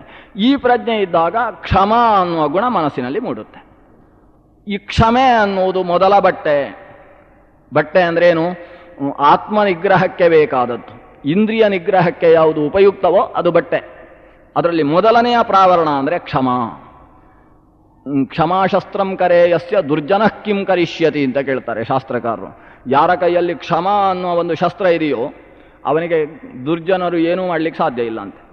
ಯಾಕಂದರೆ 2 ದಿವಸ ಬೈತಾರೆ, ಏನೋ ಅಂತಾರೆ ಅವನ ಬಗ್ಗೆ, ಏನೋ ಹೊಡಿಲಿಕ್ಕೆ ಅಂತ ಬರ್ತಾರೆ. ಇವ ಪಾಪ ಅವನೇನು ದೇವರವನ ಹತ್ರ ಮಾಡಿಸ್ತಾನೆ ಅಂತ ಸುಮ್ಮನೆ ಇದ್ದು ಬಿಡ್ತಾನೆ. ಮತ್ತೆ 3ನೇ ದಿವಸ ಅವನಿಗೆ ಅಂದ್ಕೊಳ್ತಾನೆ, ಇವನಿಗೆ ಏನಂದ್ರು ಒಂದೇ, ನಾನು ಅನ್ನೋದು ಯಾಕೆ ಅಂತೇಳಿ ಸುಮ್ಮನೆ ಇದ್ದು ಬಿಡ್ತಾನೆ. ದುರ್ಜನ ಹೆಚ್ಚು ಸಮಯ ಕ್ಷಮೆ ಇದ್ದವನ ಮುಂದೆ ಓಡಾಡುವುದಿಲ್ಲ. ಅತುರ್ಣೇ ಪತಿತೋ ವನ್ನಿಹಿ ಸ್ವಯಮೇವ ಉಪಶಾಮ್ಯತಿ. ಬೆಂಕಿ ಹುಲ್ಲಿನ ಮೇಲೆ ಬಿತ್ತು ಅಂತಾದರೆ ಹುಲ್ಲು ಪೂರ್ತಿ ಉರಿದು ಹೋಗುವಲ್ಲಿಯ ತನಕ ಬೆಂಕಿ ವಿಜೃಂಭಿಸ್ತಾ ಇರುತ್ತೆ. ಅದೇ ಬೆಂಕಿ, ಅದೇ ಕೆಂಡ ಹುಲ್ಲು ಇಲ್ಲದೆ ಇರುವ ಬರೀ ನೆಲದಲ್ಲಿ ಬಿತ್ತು ಅಂತಾದರೆ ಎಷ್ಟು ಹೊತ್ತಿರುತ್ತೆ? ಸ್ವಲ್ಪ ಹೊತ್ತು ಉರಿಯುತ್ತೆ ಇದ್ದಷ್ಟು, ಆಮೇಲೆ ಬೂದಿ ಮುಚ್ಚುತ್ತೆ, ಸ್ವಲ್ಪ ಹೊತ್ತಾದ ಮೇಲೆ ಅದು ಬೂದಿಯಾಗಿ ಹೋಗುತ್ತೆ. ಅತೃಣೇ ಪತಿತೋ ವನ್ನಿಹಿ ಸ್ವಯಮೇವ ಉಪಶಾಮ್ಯತಿ. ಅದರಿಂದ ಕ್ಷಮೆ ಅನ್ನುವುದು ಅದು ತೃಣವಿಲ್ಲದ ನೆಲದ ಹಾಗೆ. ಕ್ಷಮಾಶಸ್ತ್ರ ಯಾರಲ್ಲಿದೆಯೋ ಅವನ ಮುಂದೆ ದುರ್ಜನ ಏನೂ ಮಾಡಲಿಕ್ಕಾಗೋದಿಲ್ಲ. ಸುಮ್ಮನೆ ತಾನೇ ತನ್ನ ಬಾಯಿಯನ್ನು ಕಷ್ಟ ಮಾಡಿಸಿಕೊಂಡು ಕೊನೆಗೆ ಇವನಿಗೆ ಏನೊಂದು ಏನು ಪ್ರಯೋಜನ, ನಾನು ಏನಂದ್ರೂ ಅವ ಸುಮ್ಮನೆ ಇರ್ತಾನೆ, ನಾನು ಯಾಕನ್ನಬೇಕು ಅಂತ ತಾನೇ ಸುಮ್ಮನೆ ಆಗ್ತಾನೆ. ಅದರಿಂದ ಮೊದಲ ಶಸ್ತ್ರ ಕ್ಷಮ, ಮೊದಲ ವಸ್ತ್ರ ಕ್ಷಮ. 2ನೇ ವಸ್ತ್ರ ಧೃತಿಹಿ ಅಂತಾರೆ. ಈ ಕ್ಷಮೆ ಅಂತೇಳಿ ಪುಕ್ಕಲು ತನ ಬೇಡ ಅಂತ. ಕ್ಷಮೆ ಯಾಕೆ ಕ್ಷಮೆ ಅಂದರೆ ಅವನು ಹೊಡೆದು ಬಿಡ್ತಾನೆ ಅದಕ್ಕೋಸ್ಕರ ನಾನು ಸುಮ್ಮನಿರುವುದು ಅಂತ ಇದಲ್ಲ. ಧೈರ್ಯದ ಜೊತೆಗಿನ ಕ್ಷಮೆ. ಇಲ್ಲಿ ಶಾಸ್ತ್ರೀಯವಾದ ಧೈರ್ಯ ಅಂದರೆ ತತ್ವದಲ್ಲಿ ನಿಶ್ಚಯಕ್ಕೆ ಧೈರ್ಯ ಅಂತ ಹೆಸರು. ಅದು ಯಾವ ಸಂದರ್ಭದಲ್ಲೂ ನಾನು ತಿಳ್ಕೊಂಡ ವಿಷಯ ಅದು ಸುಳ್ಳಾಗುವುದು ಶಕ್ಯ ಇಲ್ಲ. ಇದು ಶಾಸ್ತ್ರದಿಂದ ಸಂಪೂರ್ಣವಾಗಿ ನಿರ್ಧರಿಸಿದ ವಿಷಯ. ಒಂದು ಸಲ ತಿಳ್ಕೊಳ್ಳಿ, ದೇವರಲ್ಲಿ ಎಷ್ಟು ಗುಣ ಉಂಟು? ದೇವರು ಅನಂತ ಗುಣ ಪರಿಪೂರ್ಣ ಅಂತ ತಿಳ್ಕೊಳ್ಳೋದು. ರಾಜಾಂಗಣದಲ್ಲಿ ತುಂಬ ಉಪನ್ಯಾಸವನ್ನು ಕೇಳಿದ ಮೇಲೆ ತೀರ್ಮಾನ ಆಯಿತು. ಉಡುಪಿಯ ಕೃಷ್ಣ ಸರ್ವೋತ್ಕೃಷ್ಟ ದೇವ, ಅವನಲ್ಲಿ ಅನಂತ ಗುಣ ಇದೆ. ಅನಂತ ಗುಣಗಣನಾದಂತಹ ಭಗವಂತನಿಗೆ ಪ್ರತೀಕ ಅದು ಆಚಾರ್ಯ ಮಧ್ವರು ಪ್ರತಿಷ್ಠಾಪಿಸಿದ ಶ್ರೀಕೃಷ್ಣನ ಮೂರ್ತಿ. ಇಷ್ಟು ಸ್ಪಷ್ಟ ಅರ್ಥ ಆಯಿತು. ಯಾರು ಎಲ್ಲ ಉಪನ್ಯಾಸಕರು ಹೇಳಿದ್ದೇ ಅದನ್ನೇ ಹೇಳಿದ್ದು. ಆಮೇಲೆ ಇನ್ನೊಂದು ಕಡೆಗೆ ಎಲ್ಲೋ ಉಪನ್ಯಾಸಕ್ಕೆ ಹೋದಾಗ ಅಲ್ಲಿ ಅವರು ಹೇಳಿದರು, ದೇವರಲ್ಲಿ ಗುಣ ಇದೆ ಅಂತ ಹೇಳ್ತಾರಲ್ಲ, ಎಲ್ಲ ಸುಳ್ಳು. ವಸ್ತುತಃ ದೇವರು ನಿರ್ಗುಣ. ನಾವು ಸುಮ್ಮನೆ ನಿರ್ಗುಣವಾದದ್ದನ್ನು ತಿಳಿಯುವುದಕ್ಕೆ ಬರೋಲ್ಲ ಅಂತ ಹೇಳಿ ಗುಣವನ್ನು ಆರೋಪಿಸುವುದು ಮಾತ್ರ. ವಸ್ತುತಃ ದೇವರಲ್ಲಿ ಗುಣ ಇಲ್ಲ ಅಂತ ಒಂದು ಉಪನ್ಯಾಸ ಕೇಳಿತು. ಆಗ ಇವನ ತಲೆಯಲ್ಲಿ ಸುರಾಗುತ್ತೆ, ಇವರು ಹೇಳಿದ್ದು ಸರಿಯೋ ಅಲ್ಲಿ ಹೇಳಿದ್ದು ಸರಿಯೋ, ರಾಜಾಂಗಣದ ಗೋಡೆಗಳು ಏನು ಇವತ್ತು ಉಸುರ್ತಾ ಇದ್ದಾವೆ ಅದು ಸರಿಯೋ ಅಥವಾ ಇಲ್ಲಿ ಹೇಳಿದ್ದು ಸರಿಯೋ ಅಂತ ಸುರಾಗುತ್ತೆ. ಈ ರೀತಿ ಇದ್ದವ ಸಾಧನೆ ಮಾಡುವುದಕ್ಕೆ ಸಾಧ್ಯವೇ ಇಲ್ಲ. ಧೃತಿ ಇಲ್ಲದೆ ಇದ್ದಂತಹ ವ್ಯಕ್ತಿ, ಸಿದ್ಧಾಂತದಲ್ಲಿ ನಿಷ್ಠೆ ಇಲ್ಲದೆ ಇದ್ದಂತಹ ವ್ಯಕ್ತಿ, ತತ್ವ ನಿಶ್ಚಯ ಇಲ್ಲದೆ ಇರತಕ್ಕಂತಹ ದಾರ್ಢ್ಯವಿಲ್ಲದ ವ್ಯಕ್ತಿ, ಅವನಿಂದ ಸಾಧನೆ ಅಸಾಧ್ಯ. ಅದರಿಂದ ಎಂತಹ ವಾದ ಪ್ರತಿವಾದಗಳು, ನಾವು ನಂಬಿದ ತತ್ವಕ್ಕೆ ವಿರುದ್ಧವಾದ ವಾದಗಳು ಬಂದರೂ ಅದನ್ನು ಎದುರಿಸಿ ಶಾಸ್ತ್ರ ಹೀಗೇ ಹೇಳುತ್ತೆ, ಇದಕ್ಕೆ ವಿರೋಧಿಯಾಗಿ ನೀನು ಹೇಳ್ತಾ ಇರುವುದು ಅಂತಲ್ಲಿ ವಿರೋಧ ಕಾಣಿಸುತ್ತೆ, ಅದು ಸ್ಪಷ್ಟ ಇಲ್ಲ ಅಂತ ನಿರೂಪಿಸುವ ಧೈರ್ಯ ಯಾರಲ್ಲಿರುತ್ತೆ ಅವನಿಗೆ ಬೇರೆ ಬಟ್ಟೆ ಬೇಕು ಅಂತಿಲ್ಲ. ಅವ ಸಮಸ್ತ ಇಂದ್ರಿಯಗಳ ಮೇಲೆ ತಾನಾಗಿ ಒಡೆಯನಾಗಿರ್ತಾನೆ. ಅದರಿಂದ ಎರಡನೆಯ ಬಟ್ಟೆ ಅದು ಧೃತಿ, ತತ್ವನಿಷ್ಠೆ. ಮೂರನೆಯ ಬಟ್ಟೆ ಅಹಿಂಸಾ ಅಂತ ಹೇಳ್ತಾರೆ. ಅಹಿಂಸಾ ಅಂದರೆ ಮತ್ತೊಬ್ಬರಿಗೆ ತೊಂದರೆ ಕೊಡದೇ ಇರುವುದು, ಮತ್ತೊಂದು ವ್ಯಕ್ತಿಯ ಶರೀರಕ್ಕಾಗಲಿ ಮನಸ್ಸಿಗಾಗಲಿ ನೋವು ಮಾಡದೇ ಇರುವುದು, ಇದು ಅಹಿಂಸೆ ಅಂತ. ನೋವು ಮಾಡದೇ ಇರುವುದು ಅಂದರೆ ತಲೆಯಲ್ಲಿ ಒಂದು ಹೇನಿರುತ್ತೆ, ಅದನ್ನು ಹೀಗಂದರೆ ಏನು ಹಿಂಸೆ ಮಾಡ್ತಾರಪ್ಪ ಇವರು, ಸುಮ್ಮನೆ ಹೇನನ್ನೆಲ್ಲ ಕೊಂದು. ಅಥವಾ ಚಿಕ್ಕ ಮಗುವಿಗೆ ಪಕ್ಕದ ಮನೆಯವಳು ಅಮ್ಮ ಹೊಡೆದದ್ದು ಏನು ಹೊಡೆದು ಬಿಟ್ಲು, ಎಂಥ ಹಿಂಸೆ ಮಾಡ್ತಾ ಇದ್ದಾಳೆ ಅಂತ ಕೆಲವು ಸಂದರ್ಭದಲ್ಲಿ ಆಲೋಚಿಸಬೇಕು. ಯಾವುದು ಹಿಂಸೆ ಅಲ್ಲ. ಭಾವನೆಯ ನಿಟ್ಟಿನಿಂದ ಹಿಂಸೆ ಅಹಿಂಸೆಗಳು ಇದ್ದಾವೆ. ಯಾಗದ ಹಿಂಸೆಯ ಬಗ್ಗೆ ಇನ್ನು ಮುಂದಿನ ಅಧ್ಯಾಯದಲ್ಲಿ ಉಲ್ಲೇಖ ಇದೆ. ಯಾಗದಲ್ಲಿ ಪ್ರಾಣಿ ಬಲಿಯನ್ನು ಕೊಡ್ತಕ್ಕಂತಹ ಪ್ರಕ್ರಿಯೆ ಅದು ಎಷ್ಟು ಸರಿ ಎಷ್ಟು ತಪ್ಪು ಅನ್ನುವುದರ ವಿಮರ್ಶೆ ಮುಂದಕ್ಕೆ ಬರುತ್ತೆ. ಅಲ್ಲಿ ಹಿಂಸೆ ಅನ್ನುವುದರ ಒಂದು ನಿಷ್ಕರ್ಷೆಯನ್ನು ಮಾಡ್ತಾರೆ. ಒಟ್ಟು ಶ್ರೇಯಸ್ಸಾಗಬೇಕು ಅನ್ನುವ ದೃಷ್ಟಿಯಿಂದ ಹಿಂಸೆಯನ್ನು ಆಚರಿಸಿದರೆ ಅದು ಹಿಂಸಾ ಅನ್ನುವ ಪರಿಧಿಯಲ್ಲಿ ಬರುವುದಿಲ್ಲ, ಅದು ಅಹಿಂಸಾ ಅಂತ ಕರೆಸಿಕೊಳ್ಳುತ್ತೆ. ನಾನು ಶಾಲೆಗೆ ಹೋಗೋಲ್ಲ ಅಮ್ಮ ಅಂತ ಪಟ್ಟು ಹಿಡಿದು ಮಗ ಮನೆಯಲ್ಲಿ ಕೂತರೆ ಬೆನ್ನಿಗೆ 2 ಬಾರಿಸಿದರೆ ಅದನ್ನು ಹಿಂಸೆ ಅಂತ ಪೇಪರಲ್ಲಿ ಹಾಕುವ ಹಾಗಿಲ್ಲ. ಮನೆಯಲ್ಲಿ ತಾಯಿ ಹೊಡೆದದ್ದು ಮಗುವಿಗೆ ಬಹಳ ಹಿಂಸೆಯನ್ನು ಮಾಡಿದ್ದು, ಅಥವಾ ಚೂರಿ ಹಾಕಿದ್ರು ಅಂದ ಕೂಡಲೇ ಭಾರಿ ದೊಡ್ಡ ಹಿಂಸೆ ಅಂತ ಆಲೋಚಿಸಬಾರ್ದು. ಕೇಳಬೇಕು, ಆಸ್ಪತ್ರೆಯಲ್ಲೋ ಅಥವಾ ಮಾರ್ಗದಲ್ಲಿ ಹೋಗುವಾಗಲೋ ಅಂತ ಕೇಳಬೇಕು. ಆಸ್ಪತ್ರೆಯಲ್ಲಿ ಆದರೆ ಅದು ಕ್ಯಾನ್ಸರ್ ತೆಗೆಯುವುದಕ್ಕೋಸ್ಕರ ಹಾಕಿದ್ರು ಡಾಕ್ಟ್ರು, ಅದು ಹಿಂಸೆ ಅಲ್ಲ. ಯಾಕಂದರೆ ಉದ್ದೇಶ ಏನಿದೆ, ಅವನಿಗೆ ಆರೋಗ್ಯ ಆಗುವ ದೃಷ್ಟಿಯಿಂದ ಮಾಡಿದ ಕೆಲಸ. ಹಾಗಾಗಿ ಅಹಿಂಸಾ ಮತ್ತೊಬ್ಬರಿಗೆ ಮಾನಸಿಕವಾಗಿ ಅಥವಾ ದೈಹಿಕವಾಗಿ ನೋವು ಆಗದೇ ಇರುವ ಹಾಗೆ ವರ್ತನೆ ಮಾಡುವುದು, ಇದು ಸುಲಭದ ಕೆಲಸ ಅಲ್ಲ. ಕ್ಷಮ ಮತ್ತು ಧೃತಿ ಅನ್ನುವ 2 ಗುಣ ಇದ್ದಾಗ ಮೂರನೆಯ ಬಟ್ಟೆ ಹಾಕಿಕೊಳ್ಳಿಕ್ಕೆ ಆಗ್ತದೆ. ಬನಿಯನ್ನು ಹಾಕೊಂಡ ಮೇಲೆ ಅಂಗಿ ಹಾಕ್ಕೊಳ್ಬೇಕು, ಅಂಗಿ ಹಾಕೊಂಡ ಮೇಲೆ ಬನಿಯನ್ನು ಹಾಕ್ತೇನೆ ಅಂದರೆ ಹಾಕೊಳ್ಳಿಕ್ಕೆ ಆಗೋದಿಲ್ಲ. ಮೊದಲನೇ ಬಟ್ಟೆಯನ್ನು ಹಾಕಿದ ಮೇಲೆ ಮುಂದಿನ ಬಟ್ಟೆಯನ್ನು ಏರ್ತಾ ಹೋಗಬೇಕು. ಅದರಿಂದ ಕ್ಷಮ ಧೃತಿ ಅನ್ನುವ ಬಟ್ಟೆ ಆದ ಮೇಲೆ ಮೂರನೆಯ ಬಟ್ಟೆ ಅಹಿಂಸೆ. 4ನೆಯ ಬಟ್ಟೆ ವೈರಾಗ್ಯಂಚೈವ ಸರ್ವಶಃ. ಎಲ್ಲ ವಿಷಯಗಳಿಂದಲೂ ಕೂಡ ಮನಸ್ಸನ್ನು ಎಳೆದು ತನ್ನಲ್ಲಿ ಇಟ್ಟುಕೊಳ್ಬೇಕು ಅಂತ. ಮನಸ್ಸು ಬಹಳ ಚಂಚಲ, ಹರಿದಾಡ್ತಾ ಇರುತ್ತೆ. ನೀವು ಎಷ್ಟು ಎಳೆದು ಇಲ್ಲಿ ತಂದರೂ ಕೂಡ ಮತ್ತೆ ಸ್ವಲ್ಪ ಆ ಕಡೆ ಹೋಗ್ತೇನೆ ಅಂತ ಹೋಗ್ತಾ ಇರುತ್ತೆ. ಅದು ಕಪ್ಪೆಗಳನ್ನೆಲ್ಲ ಒಂದು ಪಾತ್ರೆಯಲ್ಲಿ ಹಾಕಿದ ಹಾಗೆ. ಮನಸ್ಸನ್ನು ಹಾಕುವುದು ಅಂದರೆ ಮನಸ್ಸು ಪಂಚ ಇಂದ್ರಿಯಗಳ ಮೂಲಕವೂ ಹೊರಗೆ ಹೋಗುವುದಕ್ಕೆ ಹಾರ್ತಾ ಇರ್ತದೆ. ಚಂಚಲಂ ಹಿ ಮನಃಕೃಷ್ಣ ಅಂತ ಯಾರು ಅರ್ಜುನನೇ ಕೇಳಿದವ. ವಾಯೋರಿ ತಸ್ಯಾಹಂ ನಿಗ್ರಹಂ ಮನ್ಯೆ ವಾಯೋರಿವ ಸುದುಷ್ಕರಂ. ಅದನ್ನು ನಿಗ್ರಹಿಸುವುದು ಅಂದರೆ ಅದು ಗಾಳಿಯನ್ನು ಹಿಡಿದು ಬಟ್ಟೆಯಲ್ಲಿ ಕಟ್ಟಿಕೊಂಡು ನಾನು ನನ್ನ ಮನೆಯಲ್ಲಿ ಇಟ್ಟುಕೊಳ್ತೇನೆ ಅಂತ ಹೇಳಿದ ಹಾಗೆ ಅಶಕ್ಯವಾದದ್ದು. ಅಂತಹ ಮನಸ್ಸಿನ ಮೇಲೆ ನಿಗ್ರಹ ಸಂಪಾದಿಸಬೇಕು. ಅದಕ್ಕೆ ಬೇಕಾದದ್ದು ವೈರಾಗ್ಯೇಣ ಚ ಗೃಹ್ಯತೆ ಅಂತ. ಪ್ರಧಾನವಾಗಿ ಬೇಕಾದದ್ದು ವೈರಾಗ್ಯ ಅಂತ. ವೈರಾಗ್ಯ ಅಂದರೆ ಯಾವುದೋ ಬೇಕು ಅಂತ ಅನ್ನಿಸುತ್ತೆ, ಕಣ್ಣಿಗೆ ರೂಪ ಕಂಡಾಗ ಬೇಕು ಅನ್ನಿಸುತ್ತೆ, ಕಿವಿಗೆ ಇನ್ಯಾವುದೋ ಶಬ್ದಗಳು ಕಂಡಾಗ ಅದು ಬೇಕು ಅನ್ನಿಸುತ್ತೆ, ನಾಲಿಗೆಗೆ ರುಚಿಗಳೆಲ್ಲ ಬೇಕು ಅನ್ನಿಸುತ್ತೆ. ಒಂದೊಂದರ ಮೇಲೆಯೇ ನಿಗ್ರಹವನ್ನು ಸಂಪಾದಿಸ್ತಾ ಹೋಗಬೇಕು. ಅದಕ್ಕೆ ಅಭ್ಯಾಸ ಪ್ರಧಾನ, ಜೊತೆಗೆ ಅದರ ಮೇಲೆ ಅದಕ್ಕಿಂತ ಶ್ರೇಷ್ಠವಾದದ್ದನ್ನು ಕಲ್ಪಿಸಿಕೊಳ್ಬೇಕು. ಇದೆಲ್ಲ ಎಷ್ಟು ದಿವಸಕ್ಕೋಸ್ಕರ, ಇದೆಲ್ಲ ನಶ್ವರ ಅಂತ. ಅದರಲ್ಲಿ ಅದು ಯಾಕೆ ಹೇಯ ಅನ್ನುವ ಶಾಸ್ತ್ರೀಯ ಚಿಂತನೆಗಳನ್ನು ರೂಢಿಸಿಕೊಂಡು ಅದಕ್ಕಿಂತ ಶ್ರೇಷ್ಠವಾದ ಒಂದು ತತ್ವವನ್ನು ಮನಸ್ಸಿನಲ್ಲಿ ತಂದುಕೊಳ್ಳಬೇಕು. ಇದು ಇದಕ್ಕಿಂತ ಶ್ರೇಷ್ಠ ಅನ್ನುವ ಭಾವ ಮೂಡಿದ ಹಾಗೆ ಕನಿಷ್ಠವಾದದ್ರಿಂದ ಮನಸ್ಸು ಈ ಕಡೆ ಬರಲಿಕ್ಕೆ ಶುರು ಆಗುತ್ತೆ.